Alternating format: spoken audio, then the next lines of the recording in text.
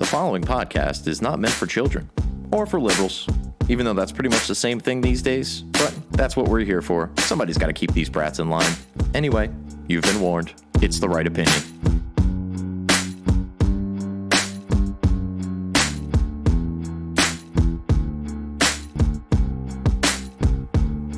These days, our media's either incompetent or malevolent. They don't believe in heaven, but they acting like they heaven sent. Knowing the truth is way harder than telling it. We gotta work harder, gotta be more intelligent. Sometimes we just gotta grab a mic and start yelling shit. We're living in times when it's hard to stay relevant. Be the elephant in the room full of elephants. Be the elephant in the room full of elephants. Boom.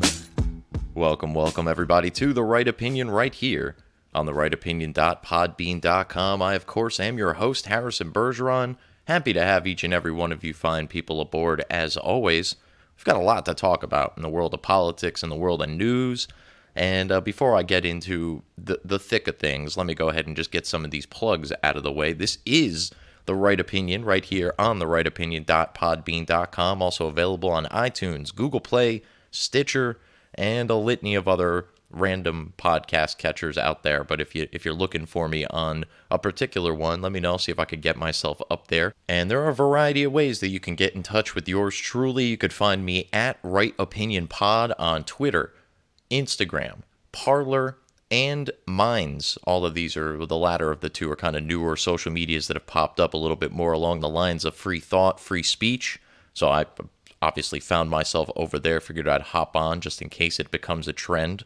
So that's at Right Opinion Pod on Twitter, Instagram, Parler, and Minds. And I'm working on trying to get an outlet for me to start writing some articles as well. That's out there. But hey, by any means, if you're listening to this, you got a website, you're looking for somebody to put up some opinion articles from time to time, holla at your boy by following me on any of those platforms at Right Opinion Pod, or you are welcome to email me directly, therightopinionpod@gmail.com.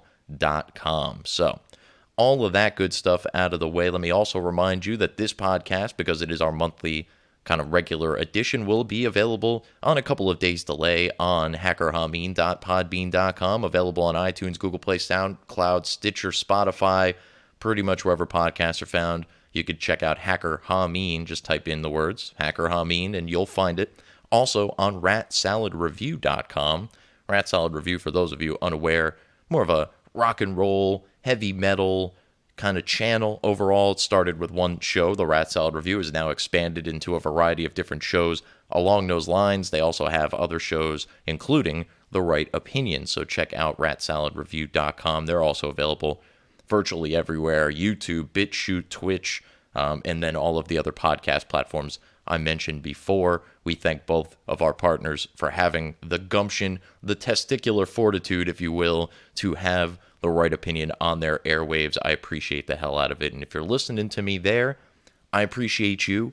But come on over to therightopinion.podbean.com as well. Helps a brother out. I could consolidate all my metrics. Hey, you can listen to it on one, but download it on both. And that way, you're doing me a solid, because you know there's plenty of people out there that aren't listening to this that should be. You can make up for a few of them. You can also share this podcast on any of your social media and hopefully attract a few more of those fine folks over here. Anyway, all of that good stuff out of the way. Let's open up with the big news, not even in the country, in the world right now, coronavirus. Now, there's a lot of disinformation going on around the coronavirus. I'm going to kind of pinpoint some of the pieces that are out there that are grossly misleading up to this point. And look, let's be real about this, right? Donald Trump had his rally in South Carolina, I think on Friday night, and he was talking about how this is the new hoax. Now, he's not, for the record, and he has since clarified this, he's not talking about the virus being a hoax. This is not a big, massive, worldwide false flag event. This is not a situation where thousands upon thousands of people have somehow coordinated into the world's biggest, flash mob. This is not that.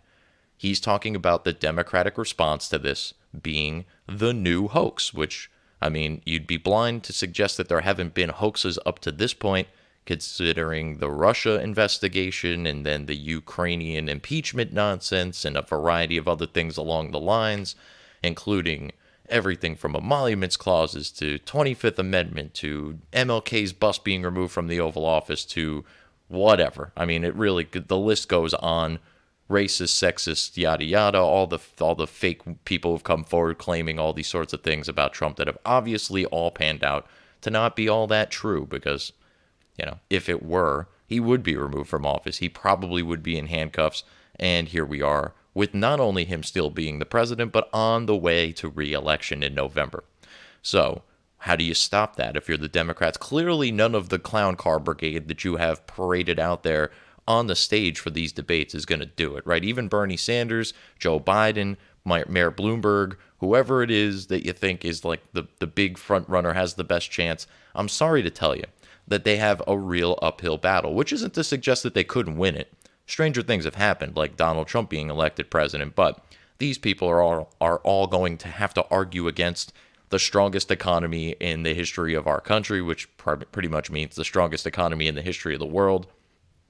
And they're going to have to explain how their policies, which are more or less a 180 of Donald Trump's policies, are going to make this country better, when it's objectively true that this country has, basically by every economic metric, been better since Donald Trump took over, and how by reversing the policies he's put into place, he's going to help the American people.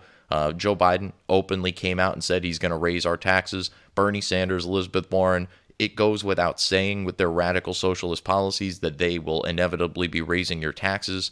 That's a real tough sell to go out there and say, hey, I'm going to raise your taxes. Even more savvy Democratic politicians of the past had full intention of raising taxes, but wouldn't say that part out loud because, again, it's a real hard sell. At the end of the day, people don't want to have more money taken out of their pockets than they already have.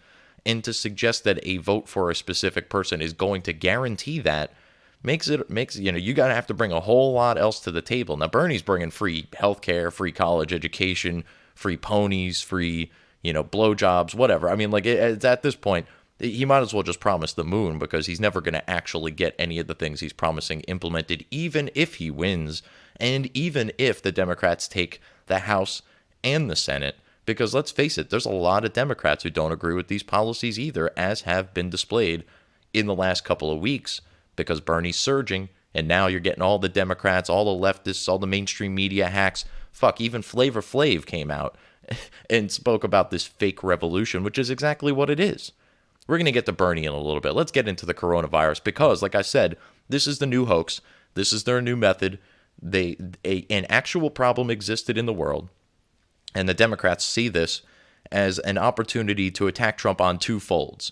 One, the economy. Coronavirus has shut down a lot of production in China, a lot of production in other places around the world. We have shut down travel from a lot of places around the world, as well as a lot of places are shutting down travel where they are, to and from where they are. So it becomes an issue of supply chain, right? We have a lot of goods and services, or I guess rather goods and parts that we acquire from China for our goods and products that we ultimately make. A lot of that's not coming across right now. Like Apple's taking a hit because of it. And when Apple's taking a hit, I mean, it's something serious, because Apple tends to just kind of be on an upward slope as far as the stock goes, because they're Apple, and everybody and their mother loves their products, or at least rushes to the store to go buy them. I know there's plenty of the PC Android people out there screaming, I don't love Apple. It's fine. You're in the minority. Just accept it. Anyway, so the coronavirus. Let's dive into some of the misconceptions that are being espoused by the left, the media, and whoever else doesn't like Donald Trump. And let's start with one of Donald Trump's biggest haters, good old crocodile tears, Chuck Schumer. He is, he's Chuck Schumer, unfortunately for him, but he made the claim back on February 5th, just after Donald Trump started some travel bans in relation to what was going on with the coronavirus. He stopped people from coming in from China, or people who had been to the Wuhan area within a couple of weeks. So he jumped out in front of this. Chuck Schumer thought that this was premature. He thought it was an overreaction. As a matter of fact, let me read you the tweet that he sent out on February 5th, 2020.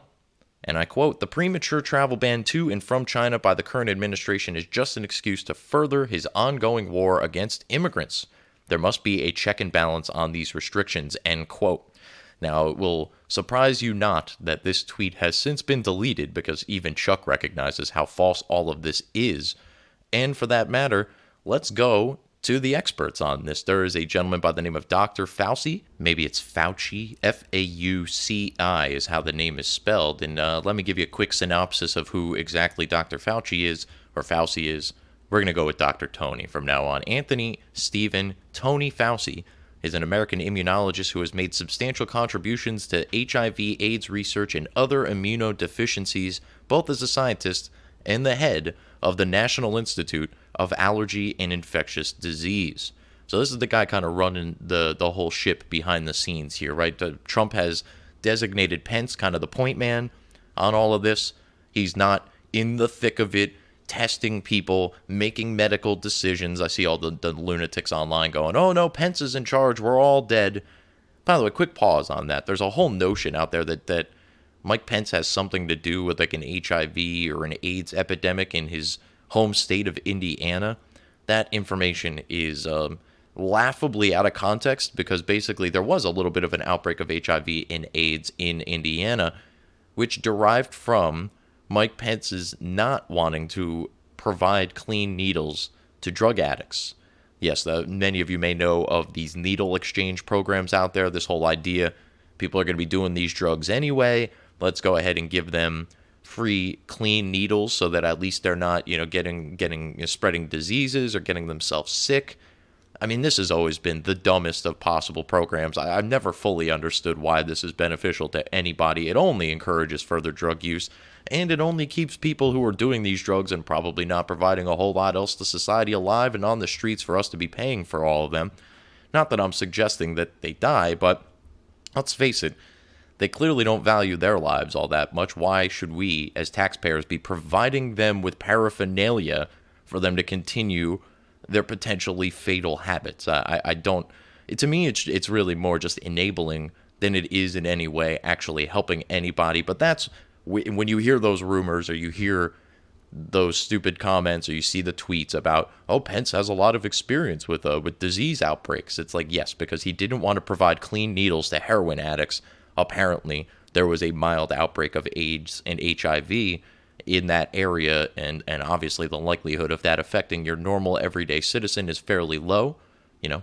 Wrap your shit and don't inject things into your arm, and you have a very, very low possibility of getting AIDS. But here we are, and that's the sort of nonsense that's being espoused by our vice president because people are looking for any and all reasons to shit on this administration, and they're convinced that these are the same people who are still convinced that Mike Pence wants to electrocute gays into being straight people, so their relationship with reality is tentative at best, let's say. But let's get back to Dr. Fauci here. Now remember, Chuck Schumer said that this travel ban back on February 5th was premature and was about an assault on immigrants and all of this sort of stuff. Mind you, the assault on immigrants thing is still mind-boggling to me. Just because you don't want illegal people in this country doesn't mean you don't want people to come here legally.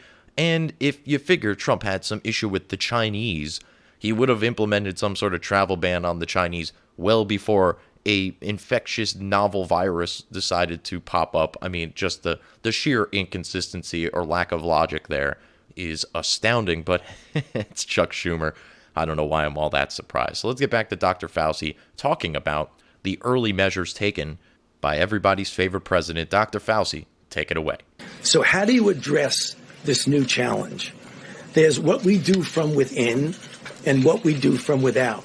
I hearken back to the original decision that was made by the president of making sure that we knew the scenario that was going on in China. We prevented travel from China to the United States. If we had not done that, we would have had many, many more cases right here that we would have to be dealing with. You don't say. Wow, it's almost like the experts know what they're talking about, and Chuck Schumer's just a babbling fucking fool. I mean, it could be. I mean, feel free to present me evidence otherwise.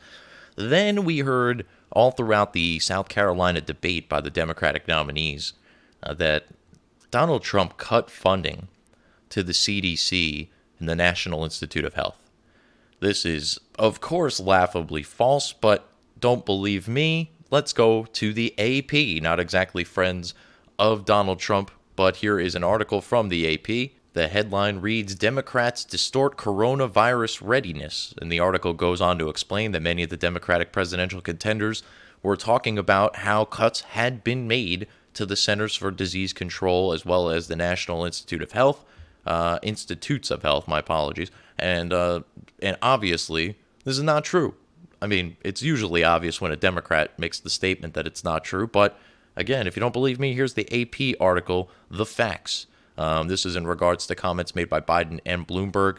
It says they're both wrong to say the agencies have seen their money cut. Bloomberg is repeating the false allegation in a new ad that states the United States is unprepared for the virus because of, quote, reckless cuts to the CDC. Trump's budgets have proposed cuts to public health only to be overruled by Congress, where there's strong bipartisan support for agencies such as CDC and NIH. Instead, financing was increased, or has increased, rather. So initially, Trump proposed a budget. It did involve cuts to these things, and then Congress pushed back. They provided an alternate budget that included not only the same level of funding for those agencies, but for more funding for those agencies, and that was ultimately approved by the president, who signed off on that budget. So, yes, there were initially calls for cuts to these sorts of things, because, and you know what, in the Donald's defense, and you know that's sort of what I do here, but let's also take into consideration that there's a litany of emergencies that could happen at any moment in time. To place budgetary, dollar amounts on what these emergencies might cost if and when they happen. By the way, a lot of the times they don't happen. Where does that money go? For instance, Nancy Pelosi is complaining about the Trump administration wanting to use $500 million that is left over from the money that we had designated to handle the Ebola crisis in 2014. That $500 million was not used, and Nancy Pelosi's complaining that we now want to repurpose it for something that's actually happening right now that merits more money to be pumped into. Like, what does she want to do with that money if not just sit on it, hope people forget about it, and distribute it to her donors somehow? I mean, that's just nonsense from the onset. As a matter of fact, repurposing that money makes way more sense than I think anybody will ever really give credit for. But there we are yet again. So far, the travel bans were premature, false.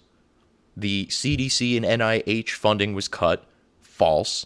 Let's move on to Dr. Fauci again. Let's get back into him, because there was a lot of reports that supposedly he's being muzzled. Now, he's the expert in the room, right? Trump's not an infectious disease expert. Mike Pence isn't a pathology expert. There's a variety of people up there that are making decisions, that are speaking, that are obviously not experts on the subject.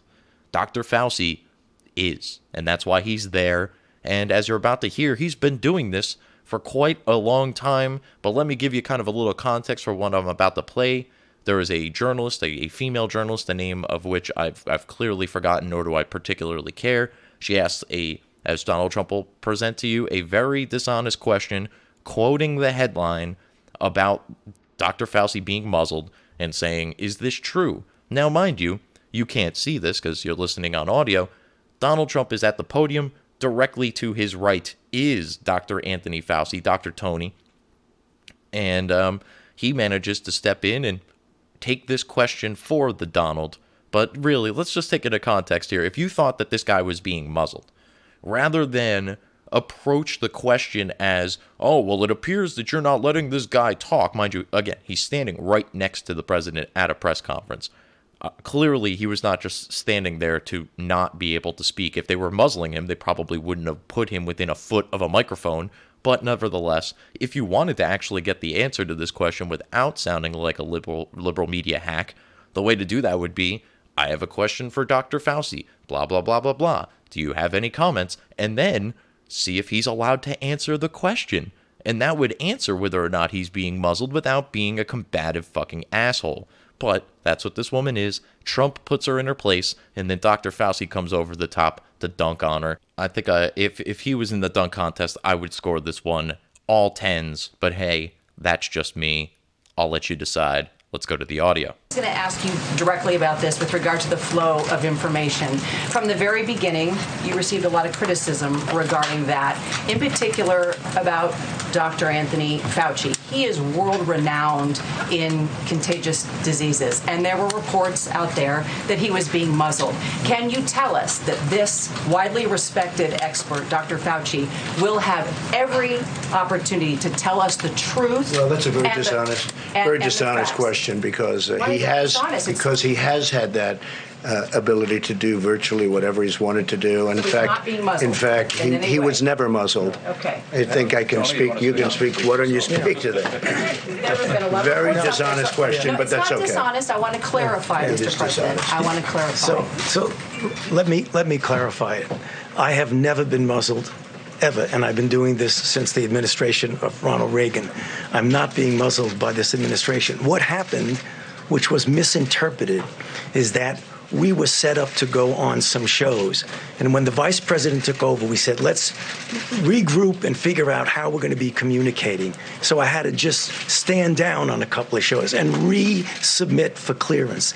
And when I resubmitted for clearance, I got cleared. So I have not been muzzled at all. That was a real misrepresentation of what happened.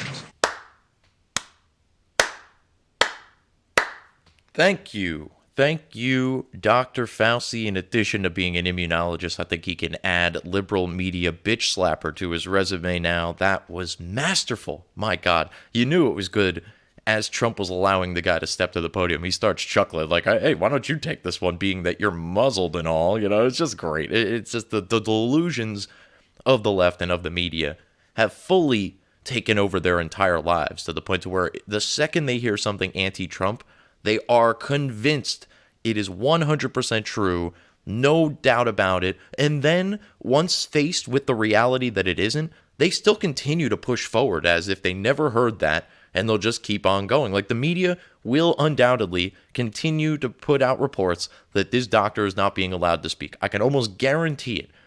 It's almost like they just didn't even get the answer to their question because they didn't get the answer that they were looking for. Anyway, so moving on from there, another fact check here is that obviously all of the ass clowns on the stage for the Democratic debate were talking about how we are unprepared for all of this sort of stuff. And this is what Donald Trump is talking about when he says that this is the new hoax, is that you've got a bunch of clowns up there who don't have a prayer of beating him in the election, grasping at straws, looking for anything that they can to attack our president with, because frankly, there's nothing that they could say or do at this point that the media, Hollywood, and their colleagues haven't already said about this president. And to his credit, man, Teflon Don, it just slides right off of him. Ben Shapiro always likes to make the statement, it's all baked into the cake, and I think he's absolutely right. We know who Donald Trump is, or at least those of us who've been paying attention is. The rest of them think he's some sort of racist monster who's out to destroy our country when all of the facts say otherwise. But neither here nor there. They're looking for stuff to attack him on. They see the weakness in the administration as regards to they're kind of helpless in this, right? Like, they're doing everything that they can to be prepared for this. But at the end of the day, there might just not be a possibility. There's only but so much we can do. This isn't China. We're not going to lock down millions of people into their homes. This is still the land of the free and the home of the brave. And frankly, if you're going out to work in these conditions, you're a little brave. And you are free to do so because this is America. Now, I mean, obviously, no one will ever be fully satisfied with how the government handles something like this because, let's face it, there's not a lot of people who go out there and go, oh, you know what? The government did a really good job of handling this, mostly because governments tend to not do a great job of handling this, which is why people like myself want them to have less power and not more, like Bernie Sanders, who continues to tell us that our entire government and country are founded on racist and bigoted principles, and then wants to give that same racist institution more power than ever before. It's like the idiots that say that they think that the cops are out here shooting everybody, but then they want the cops to be the only ones who have guns. The cognitive dissonances, it's got to be ringing to the point in their heads to where they can't put together a thought, and that's why they continue to come up with this nonsense. I don't know. Just theorizing at this point. I couldn't possibly fathom being this dumb, so I have to try to come up with alternate explanations. Back to number 4. They claim all throughout this debate, because they think that this is something that they can attack Trump on, that we are unprepared for this. However, may surprise you that that is also false. According to the 2019 Global Health Index, the United States is the best prepared for an epidemic or a pandemic. Number 2 is the UK, number 3 is the Netherlands, and then they rank literally like 195 countries from least prepared to most prepared.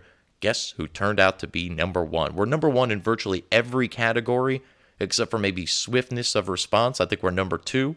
Granted, we have a much larger country than, I think number 1 was Israel, if I'm not mistaken. So much smaller plot of land for them to take care of the people on than the United States, which is this massive, sprawling, basically third of a continent.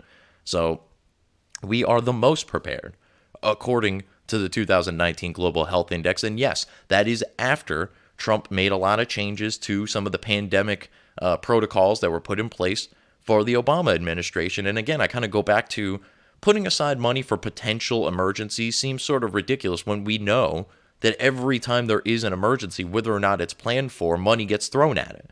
So why not just kind of create one big emergency pool for anything, whether it be climate, if you're so inclined to think that that's an issue, or pandemics, or, I don't know, a minor war or an outbreak or a riot or whatever it is. Like, just take a pot of money, put it aside. These are for emergencies in general, not earmarking certain monies for all these potential emergencies that probably are never going to happen, hence emergencies and not just regularities. I don't fully understand the notion there. So he did want to take back some funding for these things, knowing full well that if something happened, the money would be there because, in case you haven't noticed, the government seems to always find a way to spend money. That seems to be a consistent. Now, it is worth noting, as I kind of wind down after all of the debunking here, is that as of my last recollection, we have now seen our first death from coronavirus in the United States. One woman, she was in her mid-50s, I want to say, and she had an existing medical condition. Now, these are the things that are really, really important that people are panicking about this disease, and rightfully so, like, because they've been fed so many lies by the media at this point. They probably think that this is the next plague. But if you look at who these victims are, who these people are that are dying from this, where those people are, a vast, vast, vast majority of the people that have died from this have died in China, which is a corrupt, inept nation that, frankly, kind of kept this under wraps for longer than they should have because they didn't want to admit fault.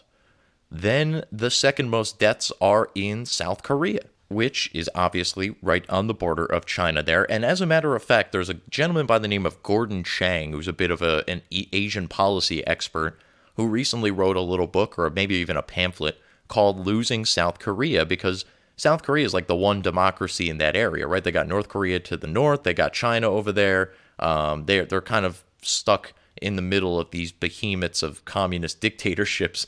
And they were a democracy and still are a democracy, but they have a president that they elected not too long ago who's a radical leftist. He's more open to, he's almost like a Kim Jong-un and a Xi Jinping sympathizer, right? It's a weird level of affection for these two countries who really would love nothing more than to turn South Korea into the dumpster fires that they've become. But they have this president, Moon Jae-in, I believe his name is, Moonjai-in,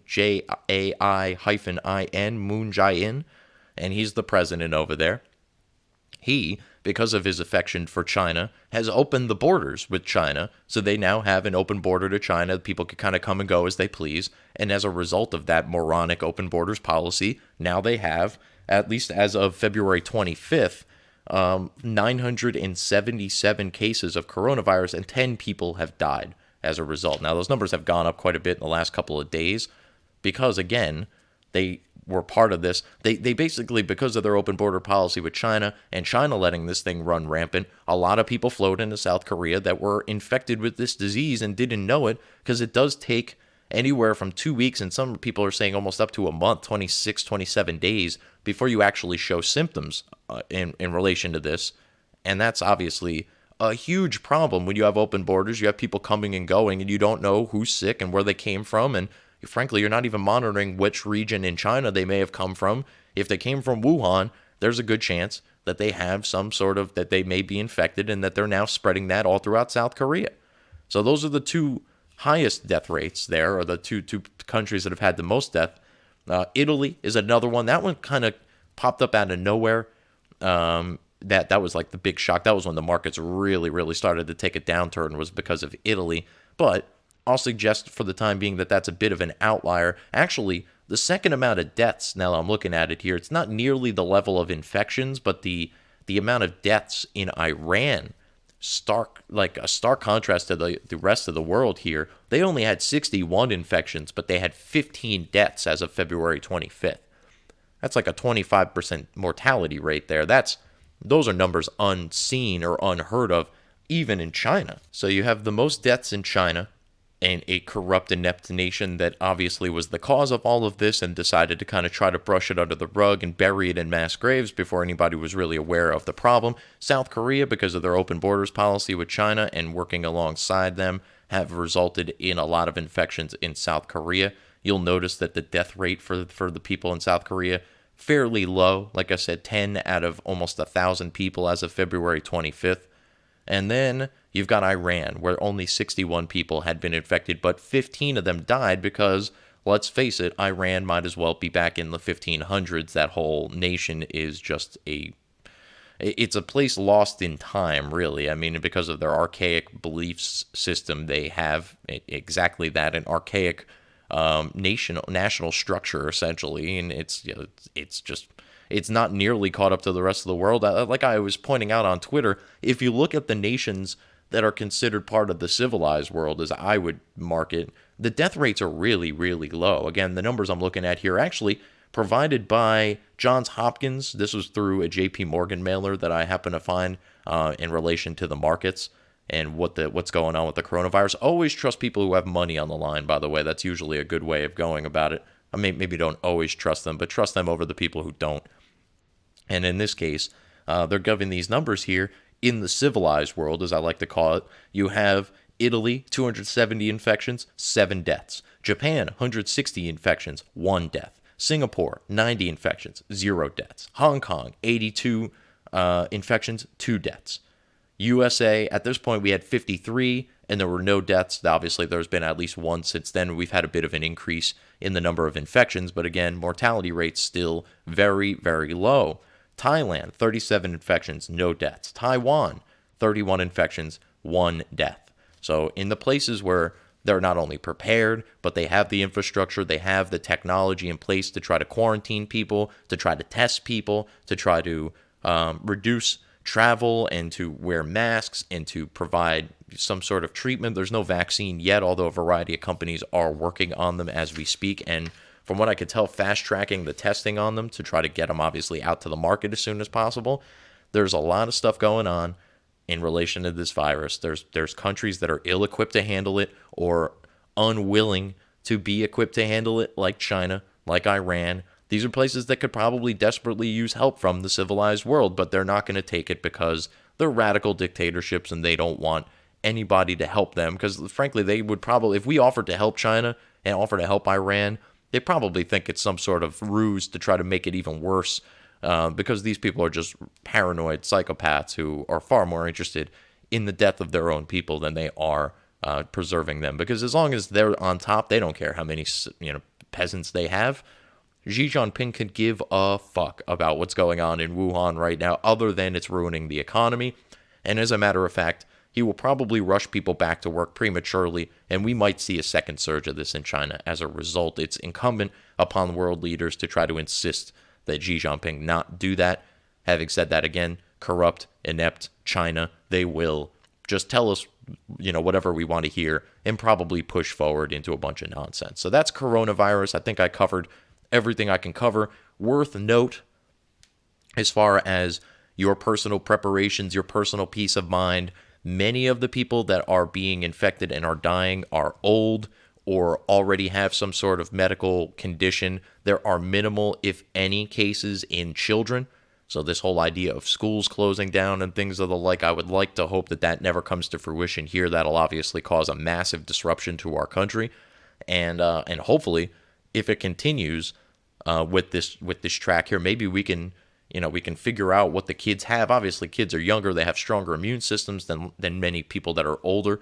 And maybe there's something to that we can, maybe it's just a simple immunity booster that we can all take, or we can all be partaking in, that might prevent us from contracting this virus. Also, obviously, all of the same stuff applies with flus and with all that other sort of stuff.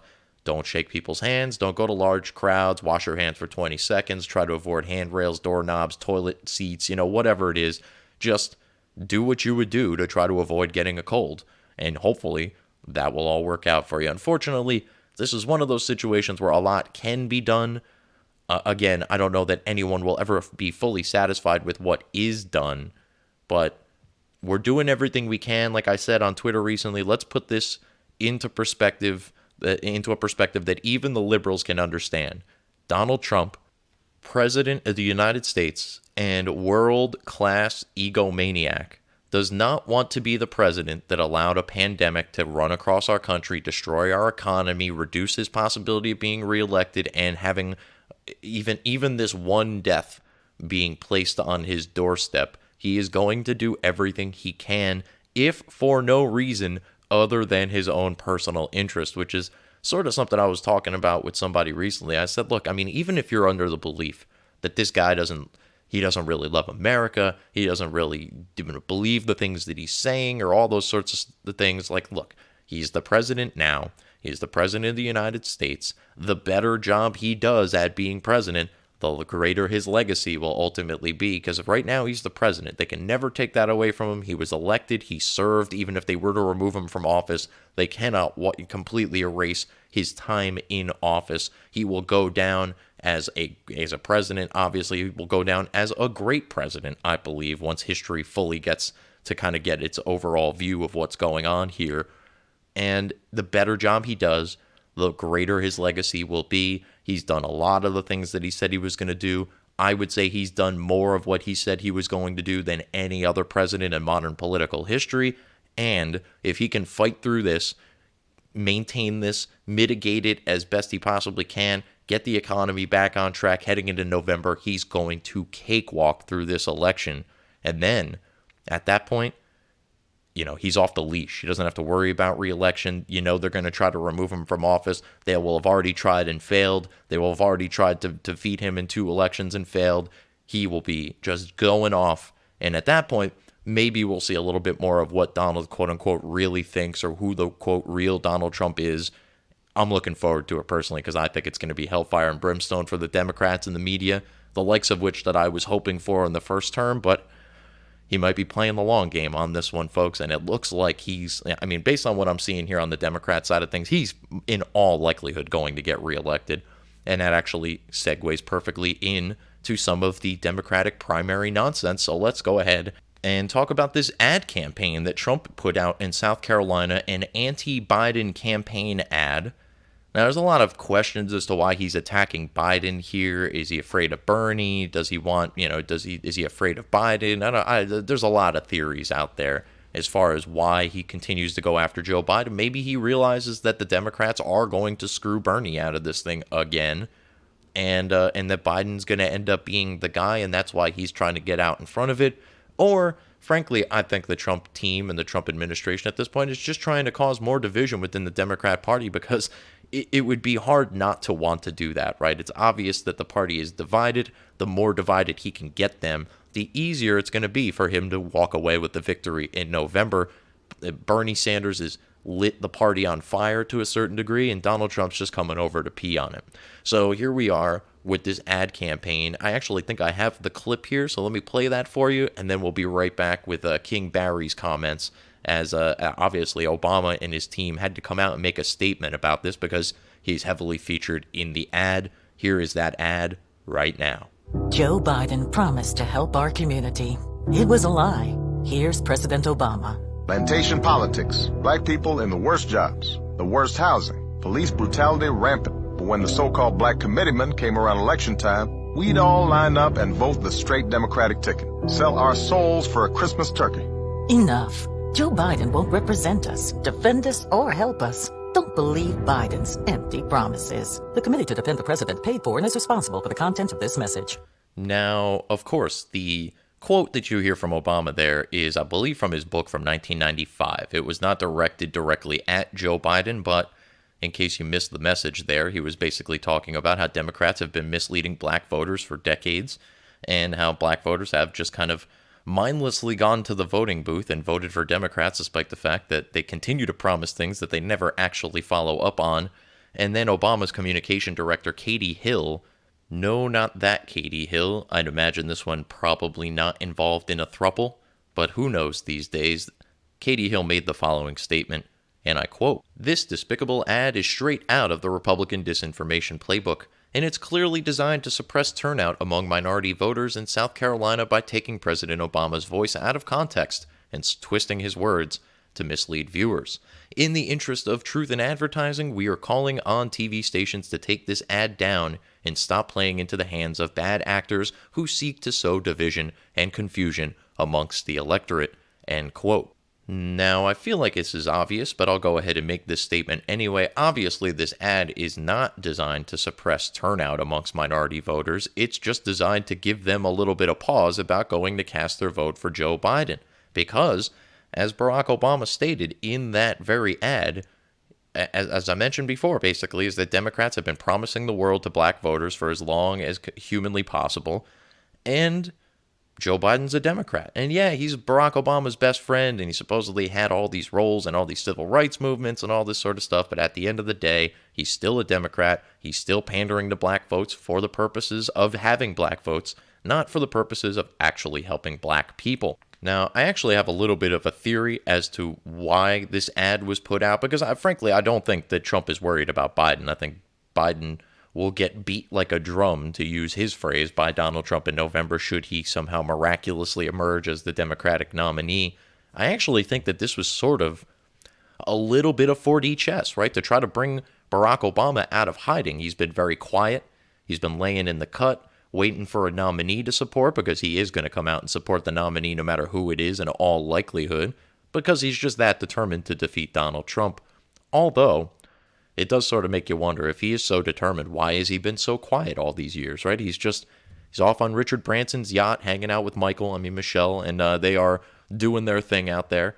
It's fine. I mean, they're entitled to live their lives, but if they are these champions of the people that they claim to be, and that the people seem to think they are, where have they been while this tyrant, this racist monster, has been running wild as our president, yada, yada, yada? I mean, if their reality was reality, it would beg to question why they aren't a little bit harsher on Obama for remaining quiet, not only throughout Trump's presidency, but also through his buddy Joe's dwindling campaign and the rise of Bernie's communist cult. These are all things that you would think Obama would want to speak out about, and yet he's remained quiet. This ad, although it didn't directly get Obama out of hiding, it did cause a statement to be released by his communications director, Katie Hill, which obviously came from him, and it sort of forced Obama's hand a little bit. Now, it looks like Obama's emergence has somewhat led to Joe Biden taking a massive jump in the polls in South Carolina. As we were getting closer and closer to South Carolina, it looked like Bernie Sanders was narrowing that gap. And then the actual day came, and I mean, for those of you unaware, Joe Biden won South Carolina in a landslide. He won like 40-something% of the vote there. He just blew everyone out of the water, including Bernie, who I don't even believe got more than 20% and finished second. So Biden, this was his last stand potentially, and he withstood it. So now he gets to go into Super Tuesday with some hope. Bernie Sanders had been on the rise, and like I said, had even been closing the gap in South Carolina, but then when the chips fell, they fell heavily in the favor of Joe Biden.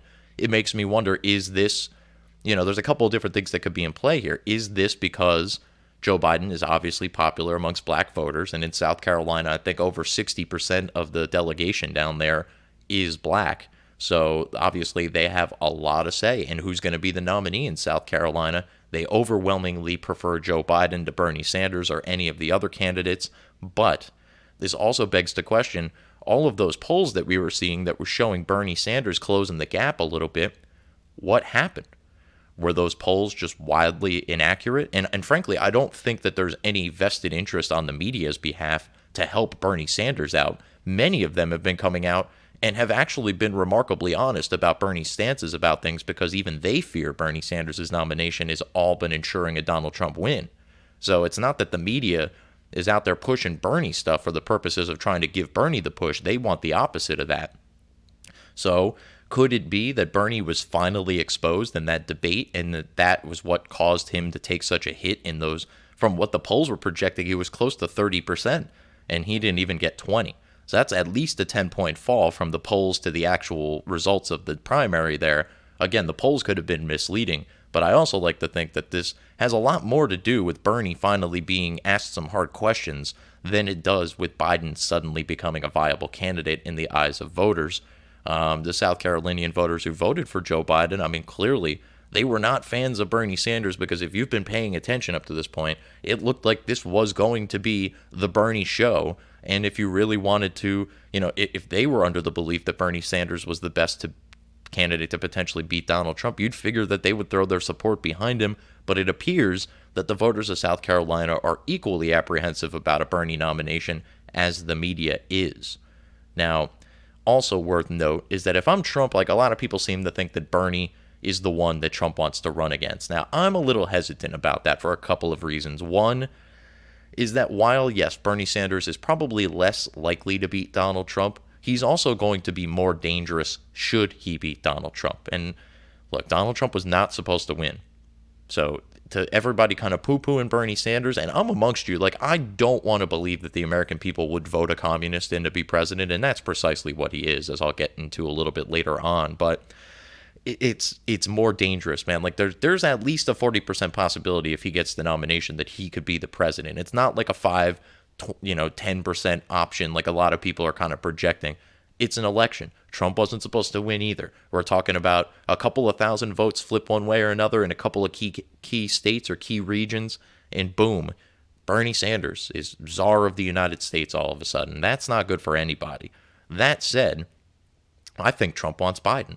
And I think he's pretending that he's scared of Biden so that he gets Biden, because I think he sees that the media is also going to try to screw, they're doing everything they can to screw with Bernie's campaign. He knows that the DNC is likely to do that as well. So I think he's piling on here, and he's kind of making it look like he's scared of Biden to convince people that Biden is the best candidate to go up against Trump. Again, a little bit of 4D chess. And I don't know that Trump is making these decisions directly. Obviously, he's got campaign people, Brad Pascal, Kellyanne Conway. He's got people in the know that know how to look at the data and figure out what the best path is for him.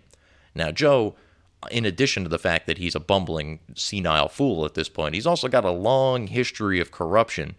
And we all saw how effective attacks on corruption were against Hillary Clinton, who was undoubtedly a more formidable opponent than Joe Biden ever was, if only for the fact that she actually is somewhat cognizant of where she is most of the time. Meanwhile, I'm pretty sure Joe Biden just wandered into my apartment. Dude, Joe, I think you're supposed to be in Virginia. This is New Jersey. Get the fuck out of here.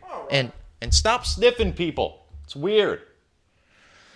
All right, so Joe Biden lost both physically and mentally, apparently. So, I mean, look, congratulations on finally winning a primary, Joe. I got to give you some dap. It only took you your fourth attempt in the primaries and your third presidential election to finally win a single primary. And, of course, it took you going up against the most ridiculous clown car of candidates ever conceived by man. And, of course, your moronic party. So, hey, good for Joe, I guess. Props to him. He's still alive for another day anyway. Now, will he continue this momentum? Or is this just sort of a flash in the pan? Obviously, like we've been talking about, and every political pundit who's been paying attention has been talking about, a lot of this success in South Carolina had to do with the black vote contingency down there. It pushed him to victory there. There are a lot of black voters that will be voting on Super Tuesday. And frankly, there were not a lot of black voters that were voting in the early primaries. Nevada, Iowa, New Hampshire. Obviously, some of those are caucuses. It's neither here nor there at the moment. They are effectively primaries. And can Joe Biden kind of capitalize on this? Can he ride this hot into Super Tuesday? And if so, is that because he's gaining momentum, or is that because Bernie's losing steam? Has he been exposed? Obviously, he was asked some hard questions in that debate. And there's been some other news that's come out about Bernie Sanders pretty recently. And it brings me to my next topic. Is Bernie Sanders a Russian asset, right? So there's there's been a lot of reports that came out. Apparently, Bernie Sanders' campaign was informed that the Russians are actively trying to help him win the nomination. That should be a pretty big deal, considering the hissy fit everybody threw about Donald Trump getting some support from the Russians, apparently. And it's kind of funny watching how people are taking all this news, because it's been so long since there's been any sort of negative news reported about a Democrat on any sort of wide scale. And Bernie Sanders potentially being aided by the Russians. I mean, he comes out, he says all the right things. I don't need anybody's help. Donald Trump is afraid of me, and yada, yada, yada. Like, yeah, Donald Trump's about as afraid of you as the pharmaceutical industries are, which is to say he's not. But it's kind of funny. So I'm going to look at this from a couple of different perspectives. I'm going to look at this from, one, just the perspective of a reasonable human being. And then two, I'm going to look at this from the perspective of a Bernie bro. So it's going to be hard. Bear with me. Let's roll on. So as a reasonable person should be highly skeptical about this news. A, because obviously the news had reported that Donald Trump was a Russian asset and was being aided by Russia, and that Russia was doing all these things to try to help him win, and may have actually done so, but all of the reports have suggested that they weren't able to really manipulate any votes. The extent of their help was in the form of $100,000 in Facebook ads that were remarkably ineffective, and all of the other nonsense that has been since proven false in terms of Carter Page's Russian involvement, Mike Flynn's Russian involvement, Paul Manafort's Russian involvement, and George Papadopoulos' Russian involvement, the four legs to the table that was the Russian collusion hoax. So again, any reasonable person should be highly skeptical of this news. Also, bear in mind who's reporting this. It was the Washington Post, who's also, in line with the same sort of deal with Donald Trump, right? They're reporting again that the Russians are trying to help Trump, quote, again, even though, as I just pointed out, they didn't really help him all that much the first time around. And, of course, they're basing this off of leaked information that came out of an intelligence briefing, which just so happened to feature Adam Schiff. So, I wonder how this leaked out. And the intelligence briefing obviously wasn't so intelligent, because when pressed by Republicans in the meeting, the acting DNI, Joseph Maguire, who actually didn't have any intelligence to back up his claim, was asked repeatedly to provide evidence of these claims and wasn't able to do so. Now, this actually comes from the president's briefing, not so much as the briefing to the congressional members that was conducted with Adam Schiff being present, who in all likelihood leaked it out. But that information comes from somebody who was in the room when the acting DNI sat down with the president to give him a briefing on all of this. So you've got the intelligence community, unsourced, being leaked potentially by Adam Schiff, reporting to the Washington Post. If all of that doesn't give you pause, you clearly have not been paying attention to the news cycle over the last several years. Also, any reasonable person should just be wary of WAPO reporting about Russian interference in general. And the Washington Post, or should I say the Amazon Post, hasn't exactly had a sterling record on this subject, and they clearly have a vested interest not only in Donald Trump being labeled as a Russian or whatever the case may be, but also now Bernie Sanders is being subject to a lot of the same attacks as Donald Trump has. It's almost like everyone the mainstream media doesn't like is a Russian. See also Tulsi Gabbard. And also, let's be reminded that, obviously Bernie is not the establishment pick, sort of like Trump was. His supporters also have a massive social media presence, much like Trump does. And to that effect, I think the media see that their reach and their influence is kind of off the rails at this point. And my theory in all this is that the Russian hoax is just a continuation of the previous Russian hoax, and everyone that the mainstream media doesn't like, again, must be a Russian. Hi, Tulsi. Now, not to toot my own horn, but just because I'm sure many of you who are kind of in lockstep with me on this feel the same way, just bear in mind the intellectual consistency here. I didn't believe it when the intelligence community supposedly had evidence of Trump-Russian collusion, and I don't believe them now when they say that Russia is helping Bernie Sanders either. It's not that my mind changes because the subject of the investigation is somebody I don't like. I don't believe you because you're fucking liars. And it's really not a whole lot to expand upon from there. Now, I think the Russians are smart enough to know that Bernie isn't going to beat Donald Trump. And after 4 years of Trump, I don't think they want any more of the Donald, as he has been tougher on Russia than previous administrations were, at least openly. If you listen to my my show a few weeks back about the controversy with the Bidens and the Ukraine, it is possible that Obama was harsher on Russia than was being seen by the naked eye. But that said, openly speaking, the Donald has definitely been tougher on Russia, giving Ukraine lethal force to be able to combat the annexation of Crimea and the battle going on in Donbass region and all of that sort of stuff. Trump has actually done what the Ukrainians were asking for, and henceforth, that has actually gone against the interests of Russia. Also, bear in mind that the previous administration had, quote, promised flexibility. That was Obama, and also Hillary Clinton, while she was running the State Department, was involved in the process of selling them 20% of our uranium and was walking over there with a little plastic prop. It was a little reset button. If you remember, they were all buddy-buddy with Russia. Hillary even was going as far as to encouraging American and European investors into investing in a project called Skolkovo, which is essentially Russia's effort to kind of create their own Silicon Valley. People involved in Skolkovo were, of course, dumping money into the Clinton Foundation. I'm sure that's just a coincidence. And the project itself was actually referred to by U.S. European Command as, quote, an overt alternative to clandestine industrial espionage, end quote. So essentially the Skolkovo project was Russia's version of Silicon Valley, but it was also basically a means for them to conduct industrial espionage, steal intellectual property, steal ideas from our military, nuclear secrets, yada, yada, yada. She was actively encouraging people to invest in this project from America, from Europe, into Russia so that they can have an overt alternative to clandestine espionage. So that's looking at it from a reasonable person's perspective. Again, it's Washington Post. It's supposedly the intelligence communities. It's possibly Adam Schiff leaking selective information. It's the intelligence community, the DNI, not actually having intelligence to back up the claim that Russia is helping either Trump or Bernie. And yet everyone just runs with this as if it's absolute fact. Now, let's try to look at this from the perspective of a Bernie bro, who I would have to imagine is having a hard time processing this information. So let's assume for a second you're a Bernie bro. I'm a Bernie bro. We are Bernie bros. You probably are still under the assumption that Trump is a Russian asset because your savior is still preaching that message despite all of the debunking that's been done in the form of the Mueller report, the IG report, and a variety of independent investigations that have gone on from there. Also, you're probably under the disillusion that Bernie is the best candidate to defeat Trump. And since you believe the intelligence community the first time around, it would stand to reason that you still do. Why would you question them now, right? If you did, why would you question them now? So you probably are kind of in this cognitive dissonance area. Like I said before, I have a level of intellectual consistency about this. I didn't believe them then. I don't believe them now.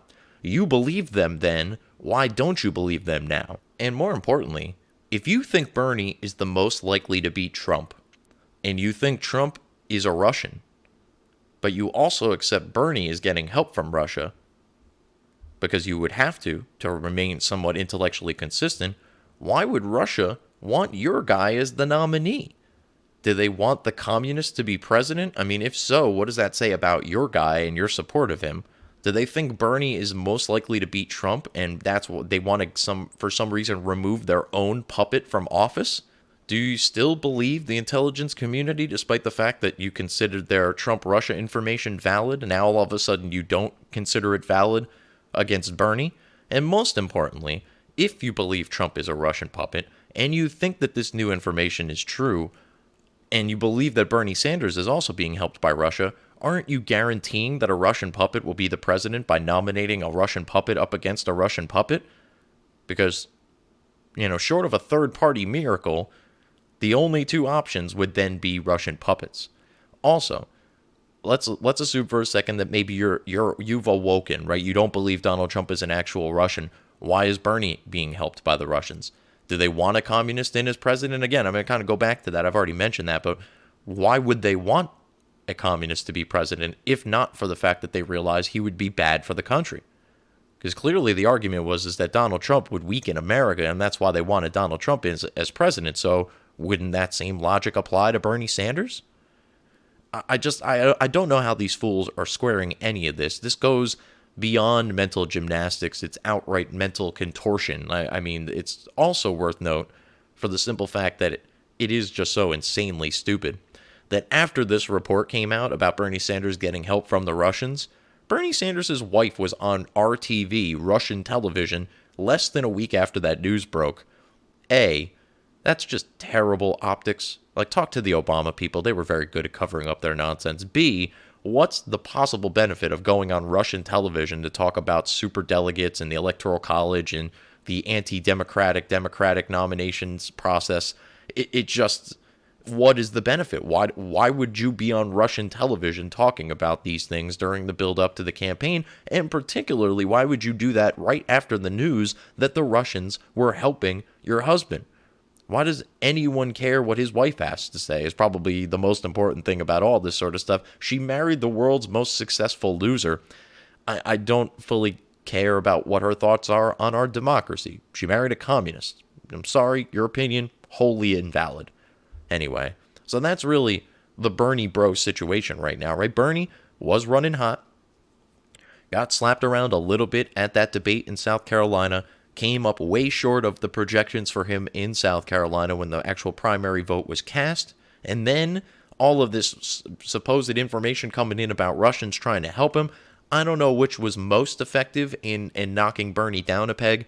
I think it was the debate, but I do think that there's a certain level of people that hear that news and they go, oh no. Like, even if I thought Bernie is the guy, and even if I thought he could beat Trump, if he's just going to get in and all we're going to hear for 4 years is the Republicans doing all the same shit that the Democrats did to Trump, I don't know that anybody's really willing to jump on board for that. In addition to the fact that, let's kind of face it, let's look at, I talk to people about this all the time. Most people are not really, that I talk to on the right wing, are not all that worried about Bernie Sanders. Again, I think that's mildly misguided. I'm not as worried as maybe I would be about, I'm certainly not as worried as I was about like Hillary, for instance. I think that Trump will probably beat Bernie. He'll probably flip a few states, and he might actually win the popular vote under Bernie Sanders, because I think a lot of voters that are kind of somewhat centrist, somewhat moderate Democrats, and I think a lot of independents will just sit this whole thing out because they don't want to vote for Bernie or for Trump. And I think that could be, we could actually be looking at record low voter turnout in relation to the population, I think, for this election, if it ends up being Trump versus Bernie, because unless a third party emerges that really gains some steam, I don't foresee a lot of people being super passionate that are kind of in the middle of the country there. Yeah, if you're a Bernie bro or you're a Trumpster, you're going to vote, and you're going to go vote hard once, hopefully. But I don't see people being, in the middle of the country, in the middle of the political spectrum, being super excited about going in to vote one over the other. I think a lot of those people, the ones who hated Trump, would vote for pretty much any other candidate besides Bernie. And the people who maybe don't like Bernie would probably vote for any other candidate besides Trump. But those are going to be the options. So again, unless a third party emerges, maybe a Bloomberg, maybe a Tulsi Gabbard, maybe, I don't know, whoever else could possibly throw their hat into the ring that hasn't already done so on the Democratic side of things. I don't know. I mean, obviously a third party is the longest of long shots, but it might just be what it takes in order to get some people out to vote, because I don't see a lot of people, again, being super excited about running to go vote for Bernie and Trump outside of the people who are already excited about voting for Bernie and Trump. Which brings me to my next segment here, and I'm delighted to report this, that the leftist media are definitely losing their grip on the conscience of America, and I think this is so good. I think this is such an encouraging sign.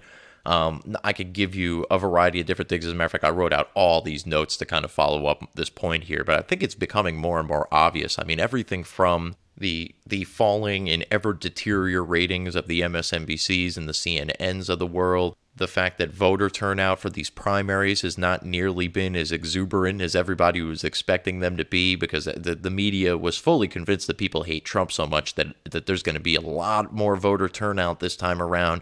Bernie Sanders' entire campaign is based on the idea that there's going to be a lot more voters coming out to vote for him to try to oust Donald Trump, and frankly, those numbers simply have not been there.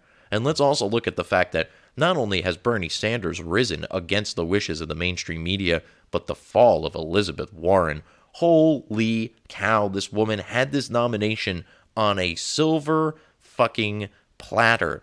New York Times endorsed her. MSNBC and CNN have been just going balls to the wall to try to get her more prominent. They pushed her to the front of the pack for cup of coffee, essentially. But unfortunately for her, everybody discovered, A, she's a horrible debater.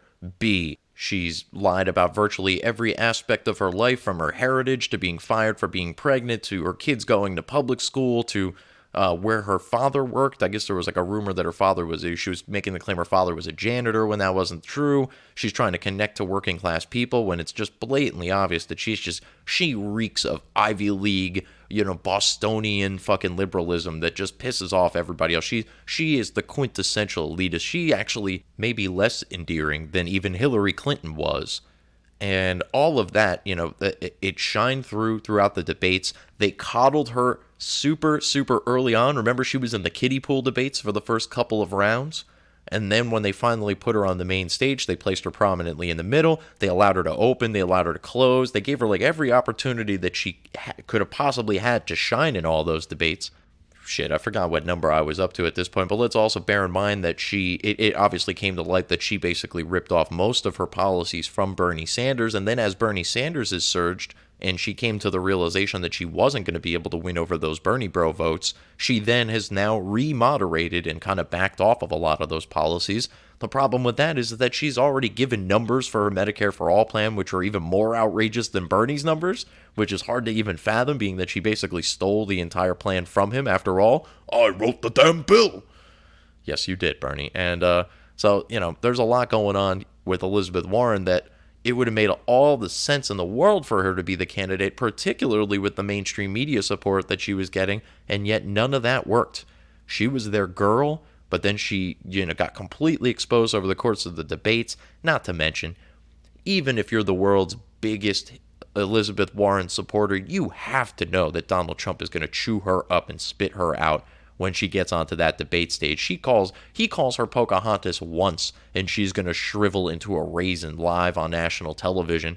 It was never going to be, and despite the fact that the media tried just endlessly, and are still trying for some reason to try to get her to push towards the front, because they don't want Bernie either, and they see her as sort of Bernie-esque, but not with any of the dangers that come along with the outright communism. She also tried to make the big political move that she made was calling Bernie Sanders a sexist, a move that not even Bernie haters like myself bought for even a second. I don't like Bernie Sanders. I don't. I think his policies are radical. But at the end of the day, I don't think he's like a terrible human being, right? Like, I mean, the guy, when you listen to him talk and you don't actually take into consideration his policies, he does make a lot of sense, but that's because he makes a lot of emotional appeals. He talks about troubles that people have in this country, a lot of troubles that a lot of people have in this country, and they go, yeah, that's a problem. That needs to be fixed. Now, the problem is that Bernie Sanders' solutions are going to cause the problem to get exponentially worse, but they don't know that, and most of them don't really do the math on that sort of stuff. It's an emotional appeal. But Bernie Sanders is a genuine guy for the most part. I mean, he is authentic. He at least believes what he believes. His beliefs may very well be just as terrible as some of the communist dictators of the past, but he believes it, and he believes it wholeheartedly, and he rarely backs off of it. The idea, though, that he is somehow some sexist or some racist or any of these sorts of things, they just become empty insults that are bandied about, mostly because we've heard them being bandied about in an empty fashion against Donald Trump for the last 3 or 4 years. So when Elizabeth Warren starts sliding in the polls, and then suddenly Bernie Sanders, who's been surging in the polls, is a racist or a sexist or whatever she claimed him to be, it becomes immensely transparent that she's just doing that as a political move. This is sort of one of the wonders of Donald Trump, is that he kind of smashed through that ceiling, not the glass ceiling, that's the one that Hillary Clinton still got stuck over her head, but he kind of smashed through the meta commentary on politics. He stopped playing the political game. He stopped giving you the used car salesman shtick, and he started just telling you like it is. She's trying to, get poll numbers, so that's why she's making this stuff up. Even Trump came to Bernie's defense on this one because it was so patently ridiculous. And this woman has no chance of ever, and not because she's a woman, it's because of who she is and the type of personality she has. If she were to ever sit in a room with Xi Jinping or Vladimir Putin or Kim Jong-un, they would devour her. Like, she has no chance, no leg to stand on, and no spine to keep her upright. And once upon a time, look, I bought into the fact that Elizabeth Warren may very well be the nominee. The main reason was the massive push from the media and the way that she was being coddled through the debates, and the fact that she was kind of placed to be the big fish in the small pond earlier on. And then once she ultimately got into the big pool, they kind of coddled her. They gave her every opportunity to shine. But what we saw at the end of the day was just a fragile woman, both physically and mentally, just shudder as bigger personalities drew all the attention away from her. And as a result, her poll numbers just completely collapsed. And now she's doing this whole game where she's, after calling Bernie a sexist and outright fabricating a conversation that she had with him years ago, now it becomes just blatantly obvious that she's trying so desperately to be Bernie Sanders' vice president that she has barely taken any shots at him and has gone scorched earth on the rest of the field, including Mini Mike Bloomberg, who is just like, man, will somebody get this woman off the stage? Like, every time this woman opens her mouth, my net worth is taking a hit. For the love of God, people, she doesn't have a chance. Get her out of here. She's Bernie light. And I think she's really just sticking around for the same reasons that a lot of these people are going to stick around, is that she in this particular case kind of wants to pool a reserve for Bernie because she wants to be his VP. And if she decides to fall out of the race, she wants to be able to say, hey, Bernie, I still got like 10% of the vote here that will all come your way if and when you decide to make me your vice president, and I could kind of be like a reservoir of votes for you, a little extra that you can kind of put off to the side until you really need it. Let's wait until Biden makes a surge here, if he makes a surge, and then you could take me on as your VP. I'll drop out. A lot of my voters will go your way, and we'll see where things go from there. But I kind of hope that Bernie strings her along and lets her think that she's going to be his VP nominee, and then just at the last minute just picks a random Native American woman and pretends like he thought he picked her. That would be sort of hilarious, because let's face it, Bernie not going to win in November in all likelihood. So I kind of hope he has some fun with the rest of these people along the way, because he is an anti-establishment Democrat. He was an independent until 5 minutes ago when they forced him to designate himself as a Democrat for the purposes of joining the nomination pool here. I think this is sort of hilarious that Bernie Sanders has kind of all of the power now over Elizabeth Warren after she basically called him a sexist on national television, and no one believed her, which is the funniest part about all of it. Hashtag believe all women.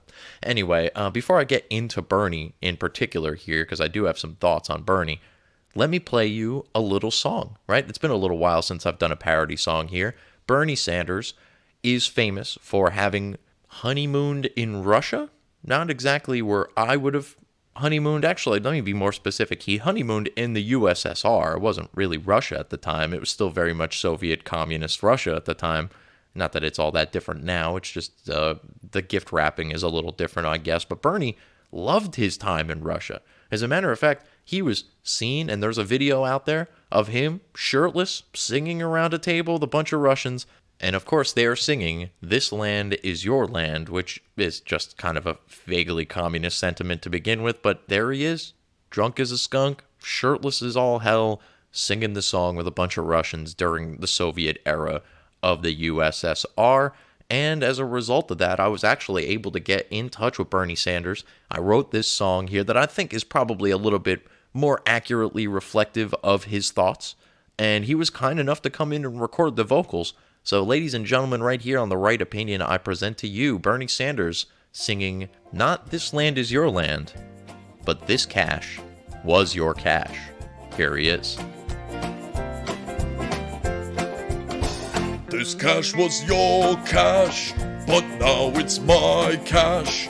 If you get hungry, you can always eat cats. From Venezuela all the way to Moscow, your cash was made to give to me. As I went walking over to my third house, I'm taking food right out of your mouth, and saw below me all of you peasants. Your cash was made to give to me. There isn't a tyrant I haven't supported for some reason that went unreported. But now I'm winning, and it is too late. Your cash was made to give to me. I'll replace old glory with a hammer and sickle. I'll tax you 6 cents for every nickel. And I'll be sworn in on the Communist Manifesto. Your cash was made to give to me. This cash was your cash, but now it's my cash. If you get hungry, you can always eat cats.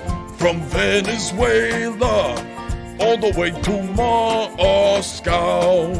Your cash was made to give to me.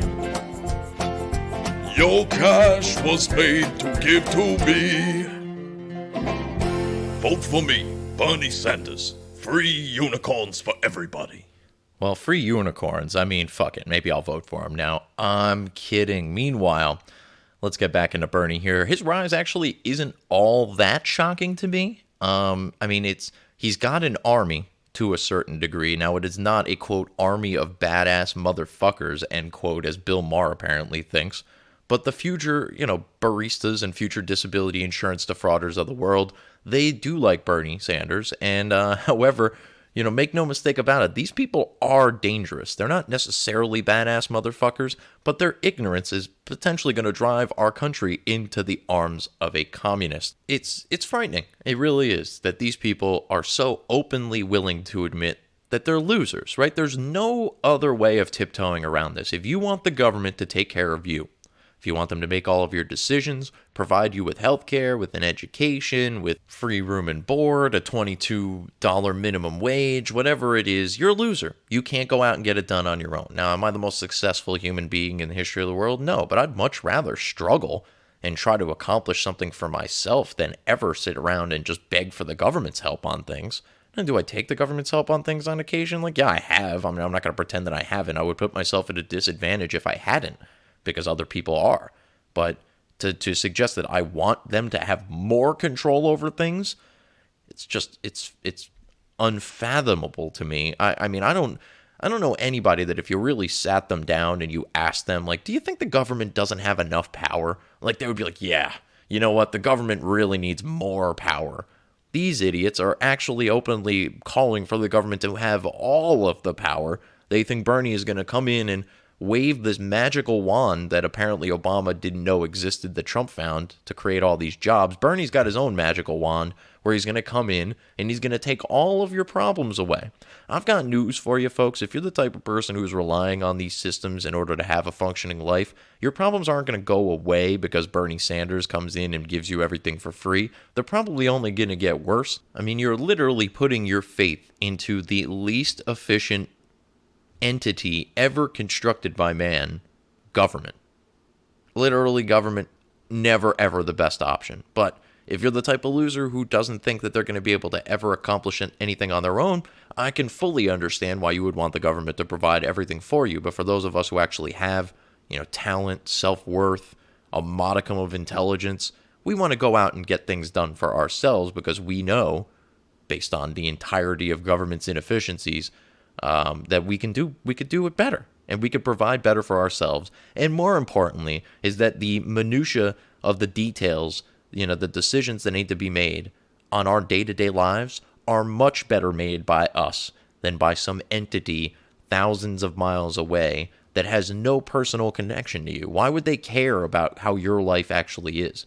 All they're doing, all Bernie Sanders is doing, is taking an institution that he claims to be built on all of this racism and this corruption and all of the nasty things that he's ever said about America, never once really ever saying anything nice about it. I'm not above criticism of America. I think America has its problems, and some of them are problems that Bernie addresses. Again, his solutions are just batshit crazy and will never work and will never pass, and if they did, may very well ruin the greatest society ever conceived.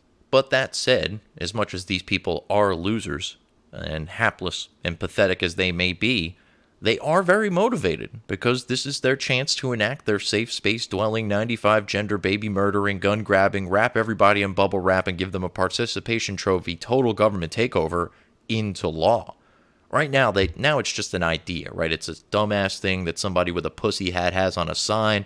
More government, more of this. They don't actually say those words, but that's what they're calling for because that's the only way to implement these radical policies that they're suggesting.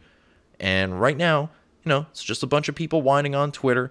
It's just a bunch of people on MSDNC and at the Oscars. And yes, I'd like to go back to a time before the complete, widespread, full-scale mental breakdown of half of the American people. But I'm not going to give them what they want simply because they cried for it.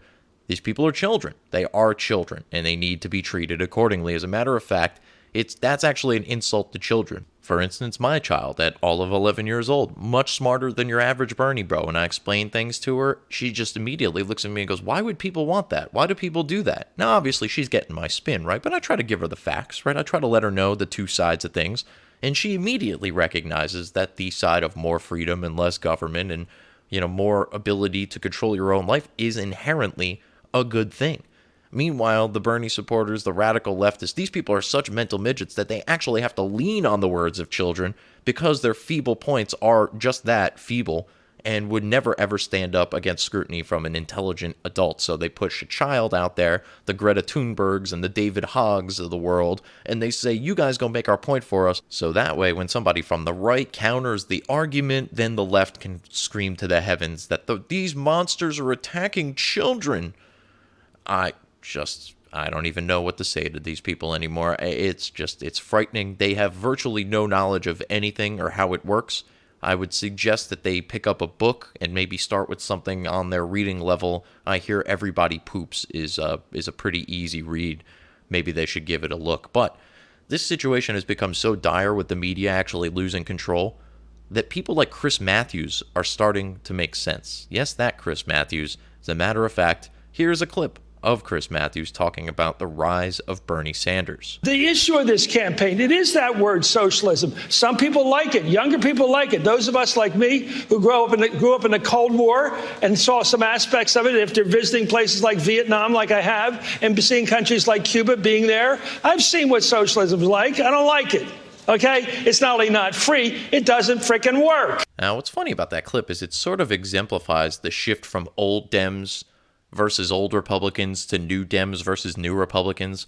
Old Democrats are still somewhat reasonable about what makes America America. They were liberal, they were anti-war, they were anti-censorship, and that is most definitely not the Democratic Party of today, whereas the old Republicans would sit back and just take it because they lacked the conviction to push back for fear of being framed as racist or sexist. That's now out the window, and we are pushing back and fighting back harder than ever before. The old Dems, unfortunately, have now been reduced to Chris Matthews, who actually said something that made sense here, while the rest of the 95-person panel on MSDNC just stared at him, rolled their eyes, and said, "Okay, boomer." Just ridiculous. New Democrats hate America. There's really no way about it. If you listen to every one of them, they talk about how terrible America is, how racist America is, how corrupt America is. None of them ever have anything nice to say about America. It makes you wonder, why you would put them in charge of America. It's like, would you put Hitler in charge of your synagogue? It just doesn't make a whole lot of sense at the end of the day. These people have nothing nice to say about the country that they want to take over, and not only take over, but take over and then give themselves more power than any administration had ever had prior, which is exactly what communism ends up doing, is concentrating power to the middle. Yes, it won't all specifically be in the hands of the president per se, but it will most definitely be in the hands of the president and Congress. And thankfully, we've got a somewhat majority on the Supreme Court, so maybe a lot of these things can get overturned, even if by some miracle they do get through Congress and are signed by Czar Sanders. But the new Republicans, the Trump Republicans on the other end of things, they don't hate America. They love America, and they are no longer taking it lying down. And we understand that the principles upon which the greatest civilization to ever exist was founded must be defended. Free speech, free markets, free thought, the right to protect yourself, the presumption of innocence. These aren't just nice to haves. These are essentials that we need to maintain in order to continue the most successful societal experiment in the history of the world, America.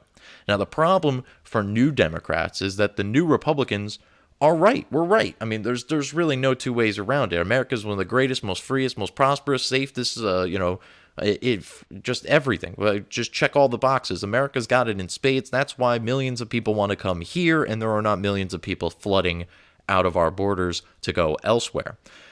The old Democrats, like Chris Matthews, are unfortunately becoming aware that their party is spiraling out of control, and it's never a good sign of the state of your party when Chris Matthews has become the voice of reason, and yet that's where the Democrats find themselves today.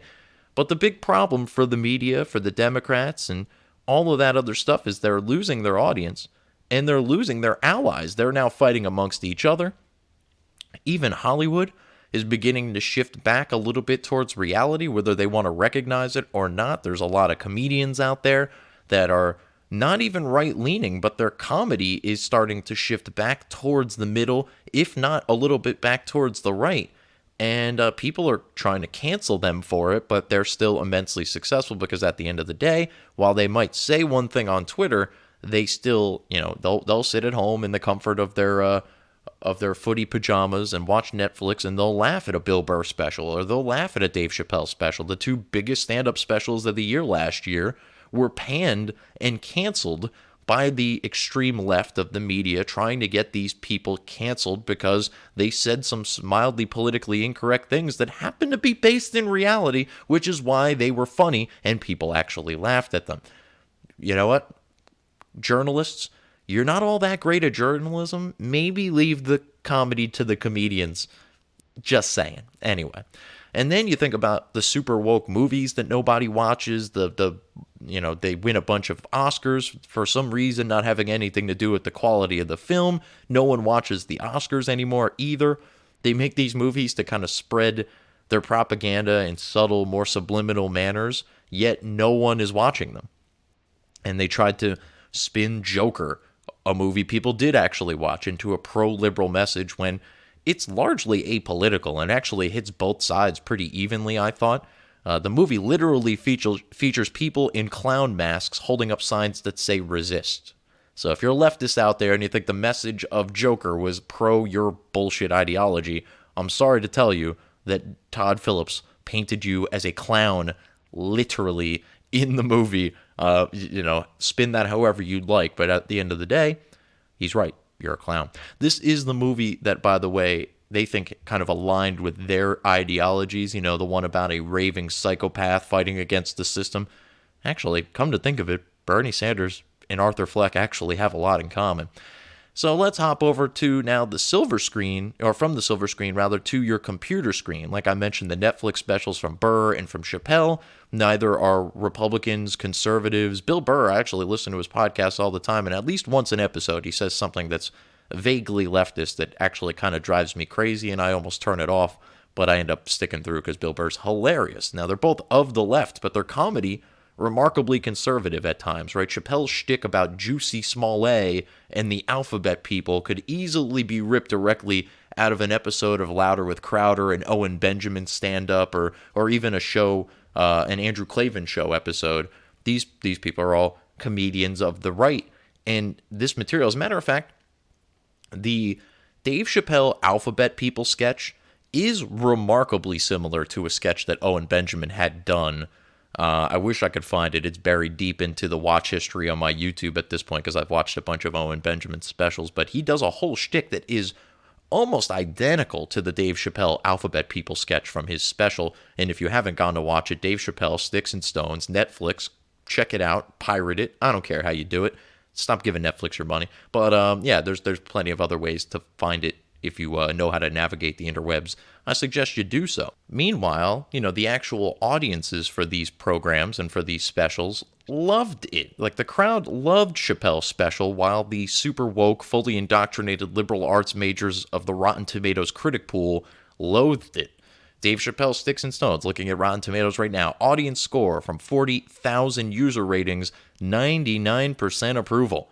The tomato meter from their hand-picked critics, 35%. Now, I've talked about this before, And it might seem trivial, but as I always like to say, actually I like to quote Andrew Breitbart, is that politics is downstream from culture. This is culture, and politics ultimately gets affected by it. There's probably a few people that watch the Dave Chappelle special, and as silly and as funny and as, non-serious as the entire thing was, they probably listened to that Alphabet People section of it and went, yeah, what is going on there exactly? And maybe it makes you think twice about it. Maybe it starts to make you wonder, even if you're in the LGBTQ community, if you can, listen to that special and actually get through that without being triggered and turning it off, it might, raise some awareness to the fact that you're part of a pool of people that vaguely have some stuff in common, but often their interests kind of collide in a really brash way when you think about it.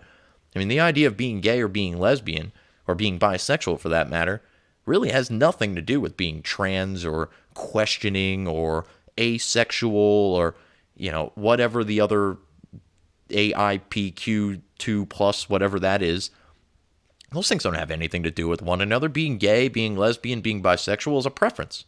You prefer the romantic company of a particular person of a particular gender. That has nothing to do with thinking you're a different person of a different gender.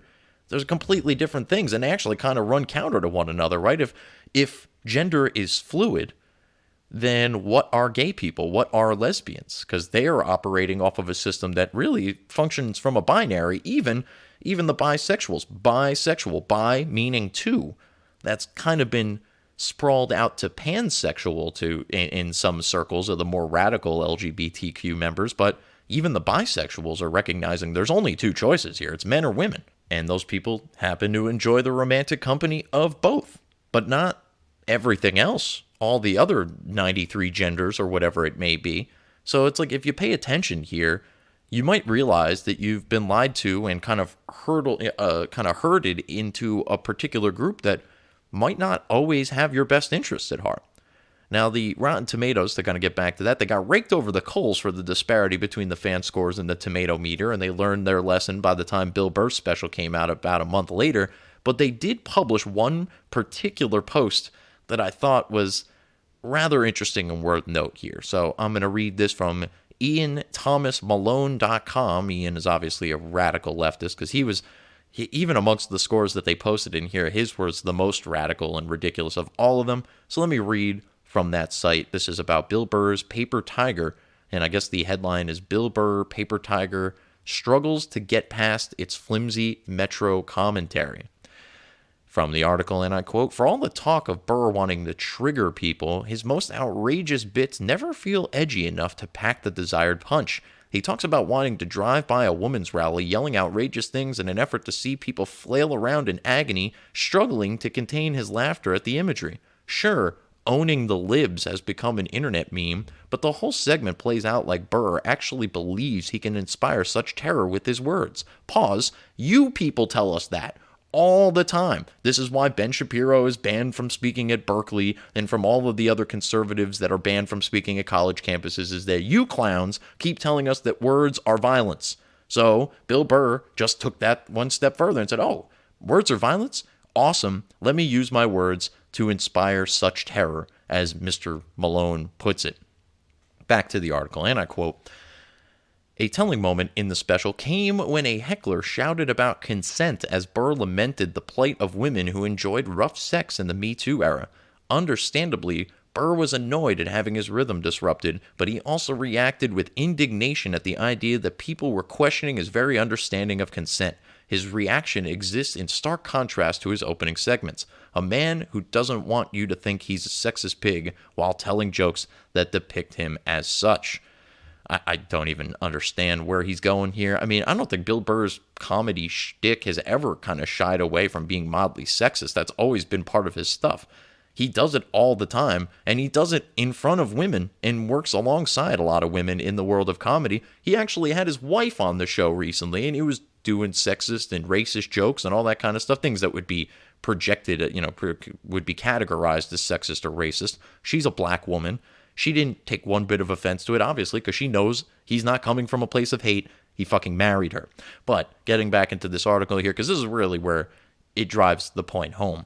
Ian continues, and I quote, "He's provocative for sure, taking aim at Stephen Hawking and Michelle Obama, occasionally earning a chuckle in the process. The jokes themselves don't really dive deeper than surface-level humor about living with debilitating disease like ALS or being a first lady with ambitions beyond mere photo ops. The shock value is there for those who laugh at things they wouldn't feel comfortable saying in public." So this guy, Ian Thomas Malone, Ian Malone, Thomas Malone, it doesn't matter what his name is.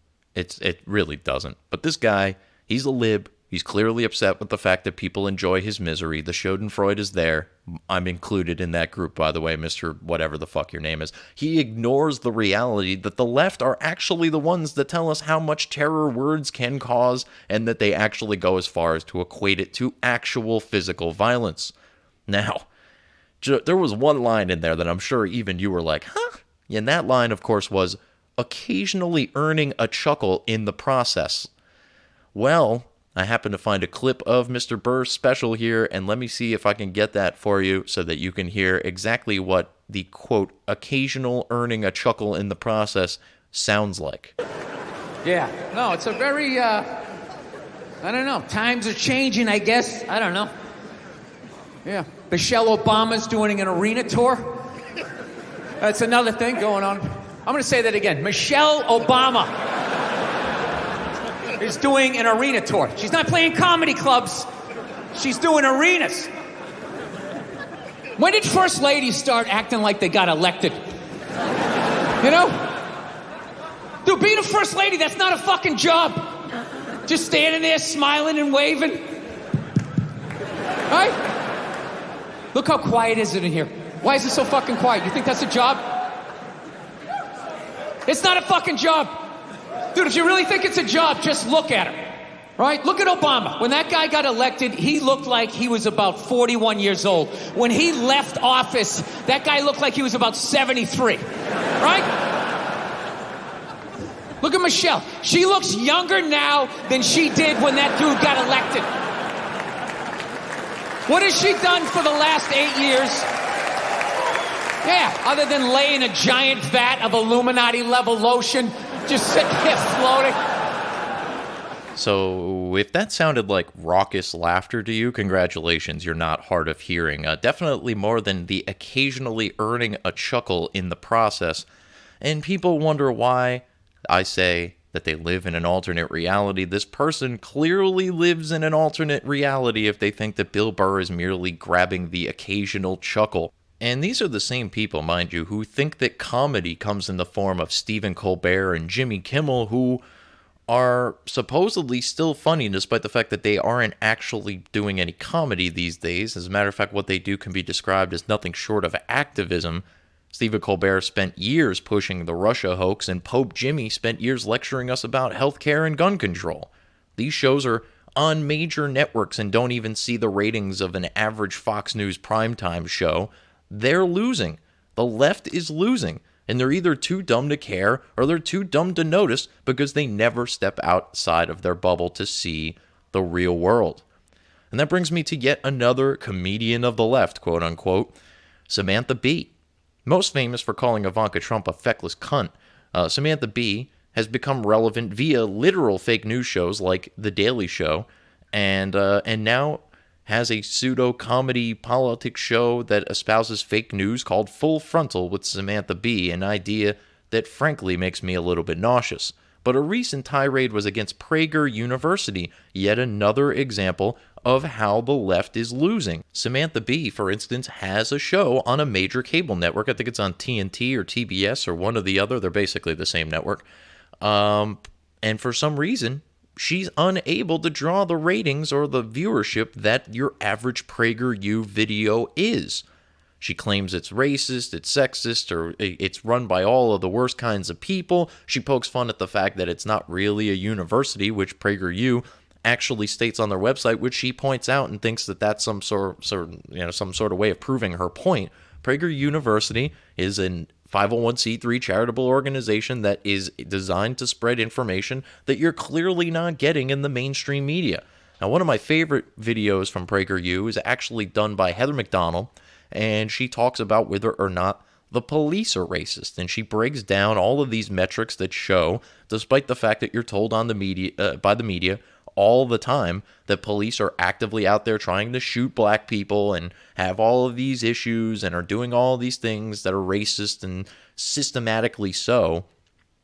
This video breaks down how incorrect that notion is. It talks about how you are more likely to be shot by a police officer if you're white or Hispanic than you are by a black person. You're 18 times more likely to be shot as a police officer by a person of color than you are the other way around. And they break down all these statistics. They give you the FBI numbers. They break it all down in nice, neat, easy to absorb graphics, and usually in the form of short videos. Now, I mean, that's my favorite just because I think it does such a good job of breaking it down. It's not that I'm married one way or another to the particular ideology, but I think upon watching that video, and I will have the notes, the link in the show notes for you, after you watch that, it's really hard to believe anything that the mainstream media has told you about all of these cases. And again, take into consideration, the media is essentially, you know, that everyone kind of mocks clickbait now. That's all that the mainstream media does these days. They never cover the story about the cop that was shot by a black person during a routine stop, or the cop that was saved a black person from some sort of crime. You know, for all the talk of stop and frisk and its supposed racism in New York City, and I have friends who were touched by this. So, like, I'm not completely ignorant to the idea that stop and frisk was a little bit more of a police state tactic than I would generally like to see. But the idea that broken windows policing is ineffective is just a fallacy. Is that if you continue to let small petty crimes go, the people who commit those crimes, in addition to continuing to commit those crimes, eventually escalate to more violent crimes, or bigger deal, you know, crimes that are a much bigger deal and have a greater impact on society. So to stop people for minor drug offenses or for minor just general offenses, little like breaking and entering or whatever the case may be, those things need to be stopped and punished swiftly and with regularity, and then that ultimately creates less crime down the road. Now, stop and frisk, while obviously some people were victimized by it to a certain degree, it also cut murder rates in half in New York City. Let me say that again. It cut murder rates in half in New York City. 1,500 people were being shot or being killed, not shot and killed necessarily, but killed in New York City prior to Giuliani implementing stop and frisk. And after stop and frisk had been implemented a year later, 750 deaths roughly in New York City. So cut murder rates in half. And who do you think those lives were exactly? Do you think that the 750 lives spared were the rich elites that live on the Lower East Side? No, they were the people that were in the same communities as the people who were being, quote, victimized by the policies. A lot of people of color, a lot of women, a lot of this, that, and the other thing. All of those lives spared because of this policy. Now, I'm not somebody who suggests that we need to have overbearing police state tactics in all or virtually any occasion. But when you have 1,500 people being murdered in your city every year, it's time to open your eyes and do something about it. And then you can scale those measures back once the crime subsides, if you think scaling them back won't drastically cause them to rise again. But PragerU being attacked by Samantha Bee is an example, and probably the prime example, of the left losing. They are losing their message. They are losing their ability to go out there and just propagandize, gaslight people because of institutions like PragerU that put out short, succinct, statistics-based information, and they have it coming from a variety of different people. Yes, mostly from the right. There are some people on the left or of the left that have done that in the past. There's also people that don't necessarily consider themselves, quote, conservative, I guess, in the conventional sense, like somebody like a Dave Rubin. He's more of a libertarian type. He refers to himself as a classical liberal, which I guess in a lot of respects kind of goes arm in arm with conservatism. But this is a guy who is openly gay, obviously, and he's obviously been shunned by the left for having some of the views that he has. People like Dave Rubin have a far greater reach than people like Samantha Bee, and they simply cannot have that, so they need to attack PragerU on her stupid show. And this kind of brings me back around to Chris Matthews again, right? When he's starting to speak out because he sees what's going on around him, there's a couple of things that you could take away from some of his comments he made recently. In addition to the clip I played for you before, he was talking about Bernie winning the Nevada primary, and he made a terrible World War II analogy, kind of comparing it to the Germans taking over France and saying that it's over. They called the British, they said it's over, and Britain said, well, what do you mean it's over? You guys have the best army in Europe, which is actually kind of laughable when I think about it, being that the French military has like virtually never won a war, but apparently they had a very strong military at the time. And Bernie Sanders winning was likened to the idea that the Germans had overrun France and that it was too late and that it was over. And it was a terrible analogy, but it also kind of shines light on the fact that our country here, and a lot of people who speak about politics, are just so ahistorical that they only really reference one of two things. A lot of the time, if you ever see somebody on the news and they're making a historical reference, then 90% of the time, that historical reference goes back to either the fall of Rome or Hitler, because those are the things that stand out in their minds, and they don't have a lot of knowledge about anything that happened in between, before or after.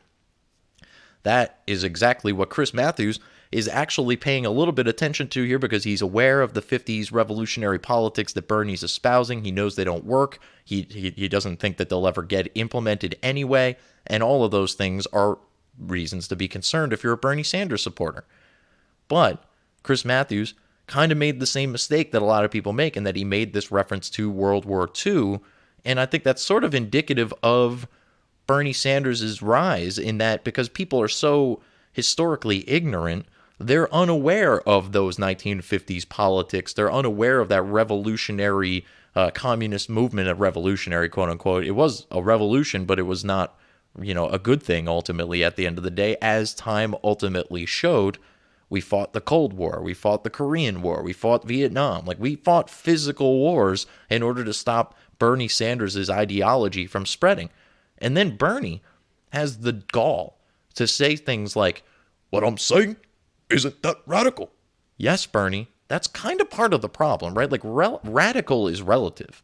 And the fact that his ideologies aren't radical anymore is exhibit A of what I just talked about, in that there's a drastic lack of historical knowledge, because if people, particularly the ass-clown millennials who seem to think that Bernie Sanders is the savior of this country, if they had any idea what communism or what socialism ultimately leads to, which is communism, what communism ultimately brings to the people under it, which is poverty, misery, and death, they wouldn't be supporting him. But because they don't have educations, they have indoctrinations, because they go to universities that are run by radical, crazy leftists, they think that this is all a good idea.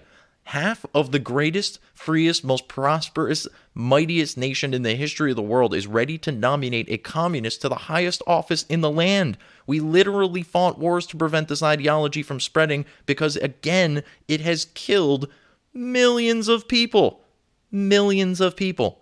Now, in fairness to Pol Pot's biggest fan, Bernie Sanders, his goals are not that radical, as I've mentioned in the past. Cheaper healthcare, cheaper schools, cheaper childcare, all of those things are wonderful on their face. We'd all like to achieve those somehow.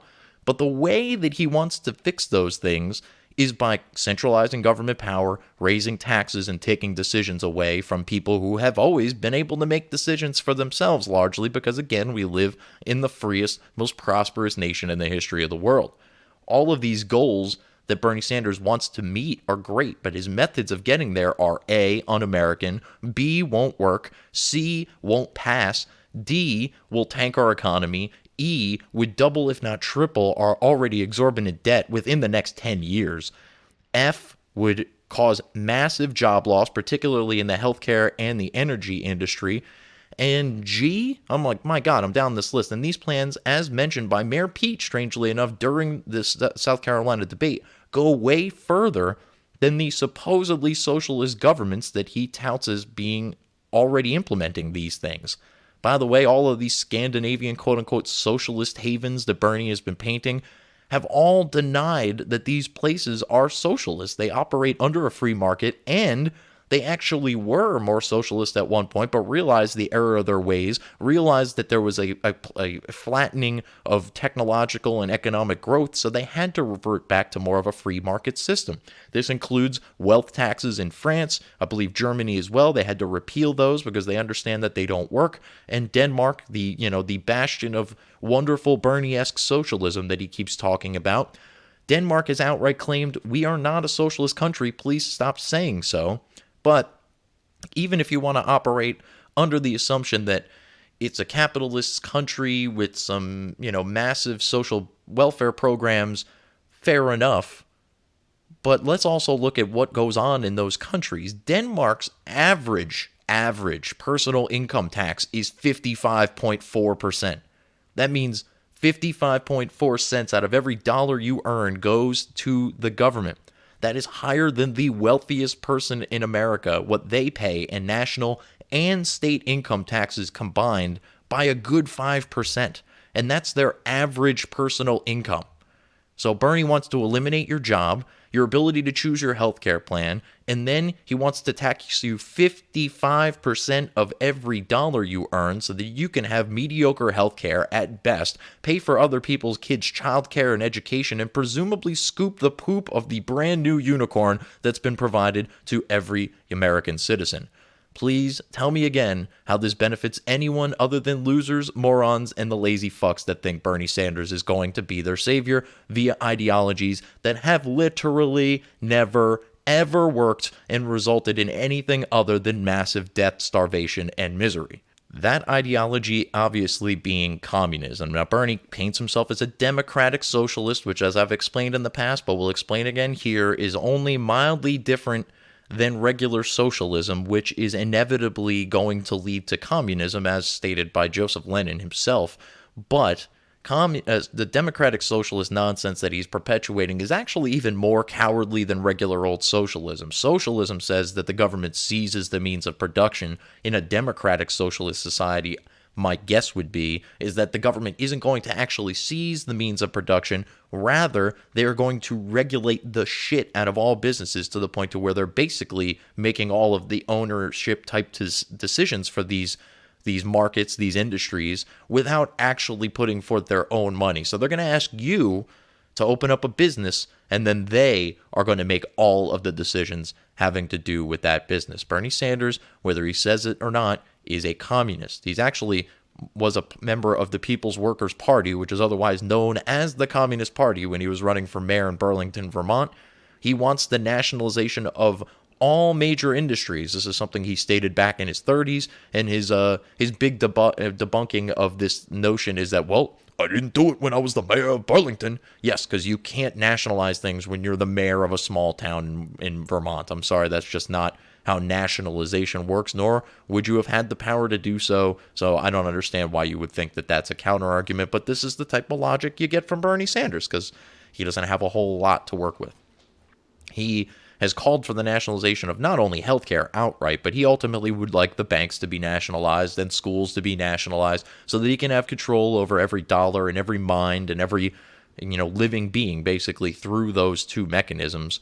He wants a system based on from each according to their ability to each according to their need, directly ripped out of Marxist ideology. He, his positions that he's had since the 30s, which were communist positions, have never changed. He's just rebranded them to be more palatable for the morons who are willing to open up their ideas, open up their minds to this sort of stupid.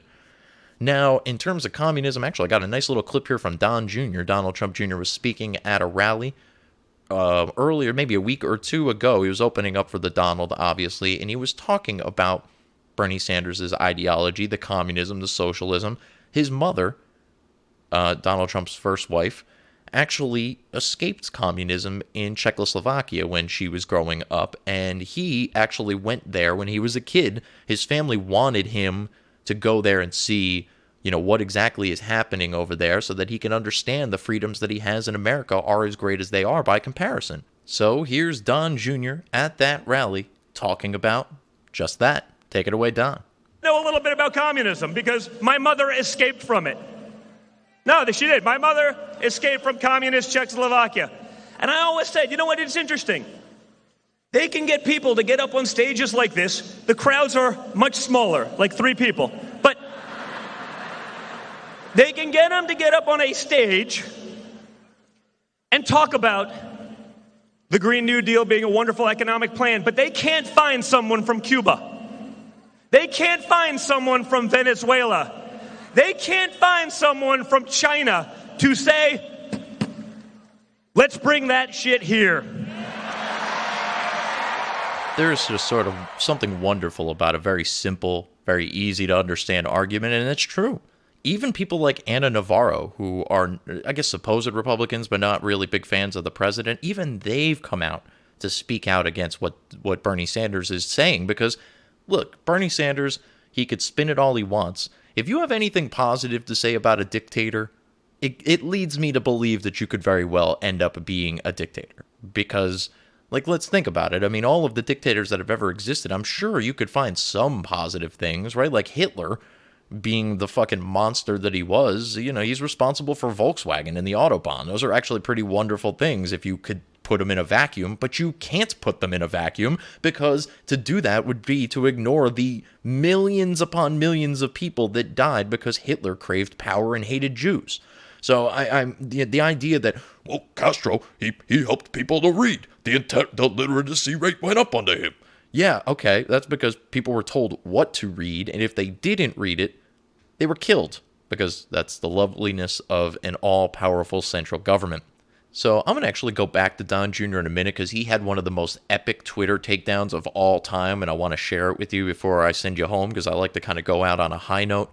But there was one other thing that I really wanted to share with you about Joe Biden's son. Now, I probably would have let this go, and for those of you who haven't listened to it already, go back and check out my episode called The Biden Crime Family. It goes into all of the Bidens, basically. There's a litany of them that have made money off of Joe being involved in government. And furthermore, it goes into what Biden may have been doing in Ukraine with Obama and John Kerry's knowledge, potentially starting a proxy war without telling Congress and all that sort of stuff. Definitely worth checking all that out. But since that report came out, there was actually one other thing that came out about Hunter Biden. So Hunter Biden is involved in this investment group. He's one of the founders of this investment group called Bohai Harvest RST. I actually did talk about that in that episode, but it appears that the corruption there goes even above and beyond what we initially noticed. So let me tell you about Uygurs. Uyghurs. Uyghurs. The pronunciation, I've heard a bunch of different ones, but neither here nor there. I actually didn't know about this particular group of people until it became a bit of a controversy around the NBA. So for the kind of rewind several months now, maybe even close to a year, is that there were some fans at an NBA game holding up signs that say Google Uygurs or Uyghurs, however you want to pronounce it. The fans were told to put these signs away, and this sparked all sorts of controversy for all of about 5 minutes about how the NBA kowtows to the Chinese government. And that story went away almost immediately about the persecution of the Uyghurs. But that story is still very much ongoing over in China. Now, for those of you unaware who Uyghurs are, and frankly, I didn't know either until I Googled Uyghurs as a result of these fans that held up these signs and this controversy that came out of it.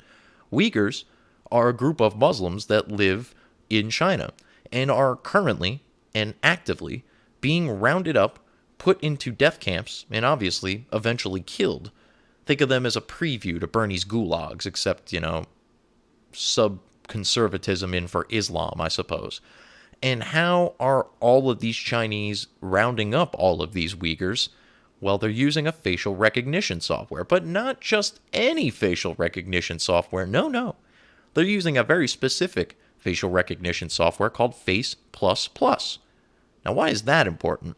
Well, one of the big investors in Face++, a division of Chinese startup Megvii, Megvii, is an investment firm known as, drumroll please, Bohai Harvest RST. Yes, Hunter Biden's investment firm. So Hunter Biden is not only partnered with the government of China, who is actively persecuting these people, throwing them into death camps, but he invested in this Chinese startup company, Megvii, who's developing Face++, which is directly responsible for the rounding up of all of these Uyghurs, and they're being thrown into death camps. So yes, right now, there's projections anywhere between 800,000 and 2 million people in these death camps. And we can thank Hunter Biden, who apparently is good at something, and that's aiding the Chinese in persecuting Muslims. Props, bro. Anyway, so let's get into, I teased this a little bit before. I'm going to get back into it right now. Don Jr., with the most epic takedown possibly in the history of Twitter. I know I'm a little bit biased on this one, but this one truly was glorious. So Claire McCaskill, former senator for the state of Missouri, and now an analyst for MSNBC, and I believe some other liberal outlet. It's sort of irrelevant at the moment, but she gets just absolutely rocked by Don Jr. on Twitter because she had the nerve to send out this picture, and it was a picture maybe on Air Force One, maybe on another jet of some sort. It's a fairly packed trip here. It looks like everybody on board is obviously Republican or at the very least right-leaning. Everybody's wearing Keep Iowa Great hats as they were on the way to the Trump rally that was being held on the night before the Iowa caucus. Claire McCaskill tweets this picture of everybody on the plane. Now, if you look at this plane, or this picture of this plane, dead center in the frame is Ben Carson, Dr. Ben Carson, the sleepy doctor, some of us lovingly refer to him.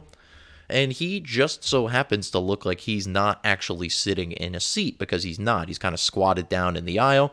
He's dead center in the picture, and obviously Claire McCaskill, in her infinite bigotry, she seems to think that Ben Carson is only there so that they can have a black person in the video. Mind you, there are other people of color in this picture. I mean, you have to zoom a little bit to see some of them, but there are definitely women of color all throughout this picture. She tweets out this picture with Ben Carson, again, right there in the middle of the frame, with the following quote. And I quote, "One of these things is not like the other. Hint, they made him squat in the aisle so he was visible." So she's obviously, again, trying to espouse the idea that Ben Carson is only there and only visible because he's the one black guy on the plane, and that the Trump administration is trying to show how woke they are, which is not really something that the Trump administration or right-wingers do in general. Don Jr.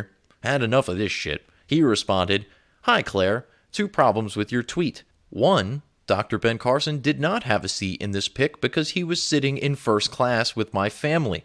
2, Dr. Carson is not a thing. He's a world-renowned, life-saving neurosurgeon. Anyway, how's unemployment?"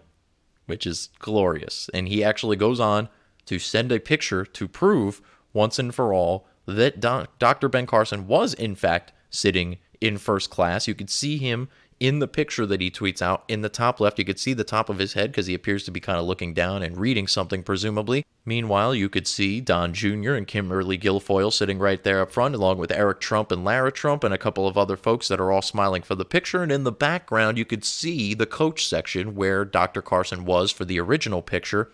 And man, this was just one of the more glorious things ever done. So not only is the Trump family not putting Ben Carson in the middle of pictures to try to prove how woke they are, because again, that's not something that they do. Not only is he not a thing, he is in fact a world-renowned brain surgeon. Not only was he not sitting in the back, he was sitting in first freaking class. Now, he was sitting in the back of first class, so I was kind of waiting for some of the leftists to freak out about that, but first class, nevertheless, probably wanted to be in the back so he wouldn't be bothered. Again, he doesn't even want to be bothered with this picture that's being taken here. He appears, again, to have his head down reading something. So, Dr. Carson, not the token black guy of the administration. He's just a guy in the administration, because that's how we look at him. They, the leftists, who claim that we're the bigoted ones, they only see a person of color and they go, oh, that must be their token guy. When in actuality, Dr. Ben Carson is not the token black guy of the administration. Again, we don't really look at people that way. He's merely just a guy in this administration and an opinion and a perspective that we value greatly because of his world-renowned intelligence that for some reason seems to go unnoticed by the same people who seem to think that every other person of color, when they're screaming about Donald Trump, is 100% correct and worthy of merit. But Dr. Ben Carson, no, we can't say anything positive about him. He's part of the Trump administration.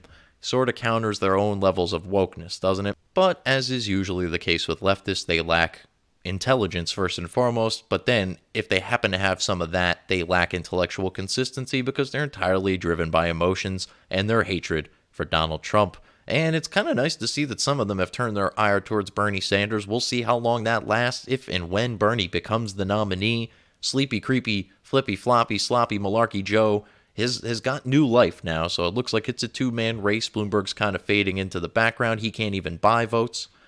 Bloomberg, by the way, I feel like I should touch on this. Him talking about, quote, buying. You know, he said in that debate, he let it slip. It was a bit of a Freudian slip. He was talking about 21 congressional seats that he, quote, got. No one seems to have any problem with that, which is really weird for, the party that's always bitching about money in politics and corporations being able to make donations and super PACs and all that sort of stuff. They have no qualms with Bloomberg essentially admitting that he bought 21 congressional seats, and furthermore saying that he's willing to dump pretty much $1 billion into either his campaign or whatever's left over into the campaign of the nominee. Doesn't that just scream of some sort of campaign finance violation?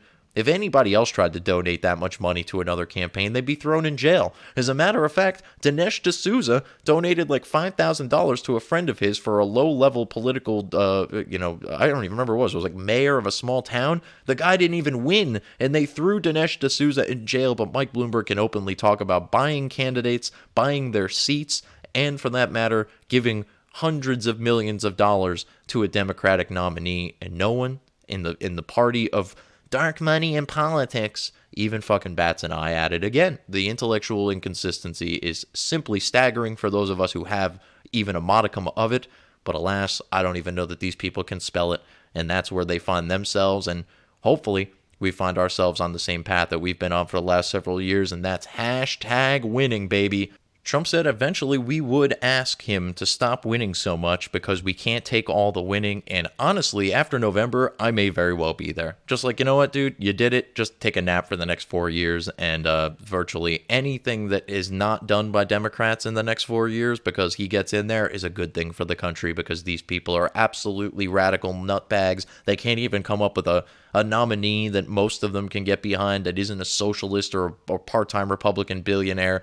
Their best hope at this point is either sleepy, creepy, flippy, floppy, sloppy, malarkey Joe or Hillary Clinton. These people are fucked. Like 10 ways from Sunday. Now, again, I'm being a little overconfident as far as the Trump victory. We still need to get out there and vote. We need to ignore all the polls. We need to get friends. We need to, fuck it. I mean, I don't want the competition, but if you need to do a podcast and get your message out there in order to get some people to the polls, do it. And if it's decent enough, send it my way. Maybe I'll put you up on my stream here and we can have a little bit of a partnership. And in order to get in touch with me, as always, you can find me on Twitter, Instagram, Parler, and Minds at Right Opinion Pod. Also, feel free to just email me directly, therightopinionpod@gmail.com. Same goes as always. If you're looking to add some content to your platform, whatever it may be, this is available for pretty much anybody to put out there. I put the show out there for the express purpose of getting the information out. I'm not trying to be famous, although that would be nice. I'm not trying to make a bunch of money off of this, although, again, that would be nice. I do this for free, for the love of this country, for the love of my beliefs, and for the love of each and every one of you who listen to this and like and share and subscribe and give us a 5-star review on Apple, iTunes, and wherever else you can give reviews. That's much appreciated. Again, this is The Right Opinion right here on therightopinion.podbean.com. And I think I gave you all the plugs. Shoutouts to hackerhameen.podbean.com and, for that matter, ratsaladreview.com. Wherever you may be listening to this, I appreciate it. Again, like, share, subscribe, and reviews, and all that good stuff. And I think this is that point of the show where I remind you all that opinions are like assholes. Everybody's got one, but this asshole has the right opinion right here on therightopinion.podbean.com. I'll talk to you guys next time. Peace.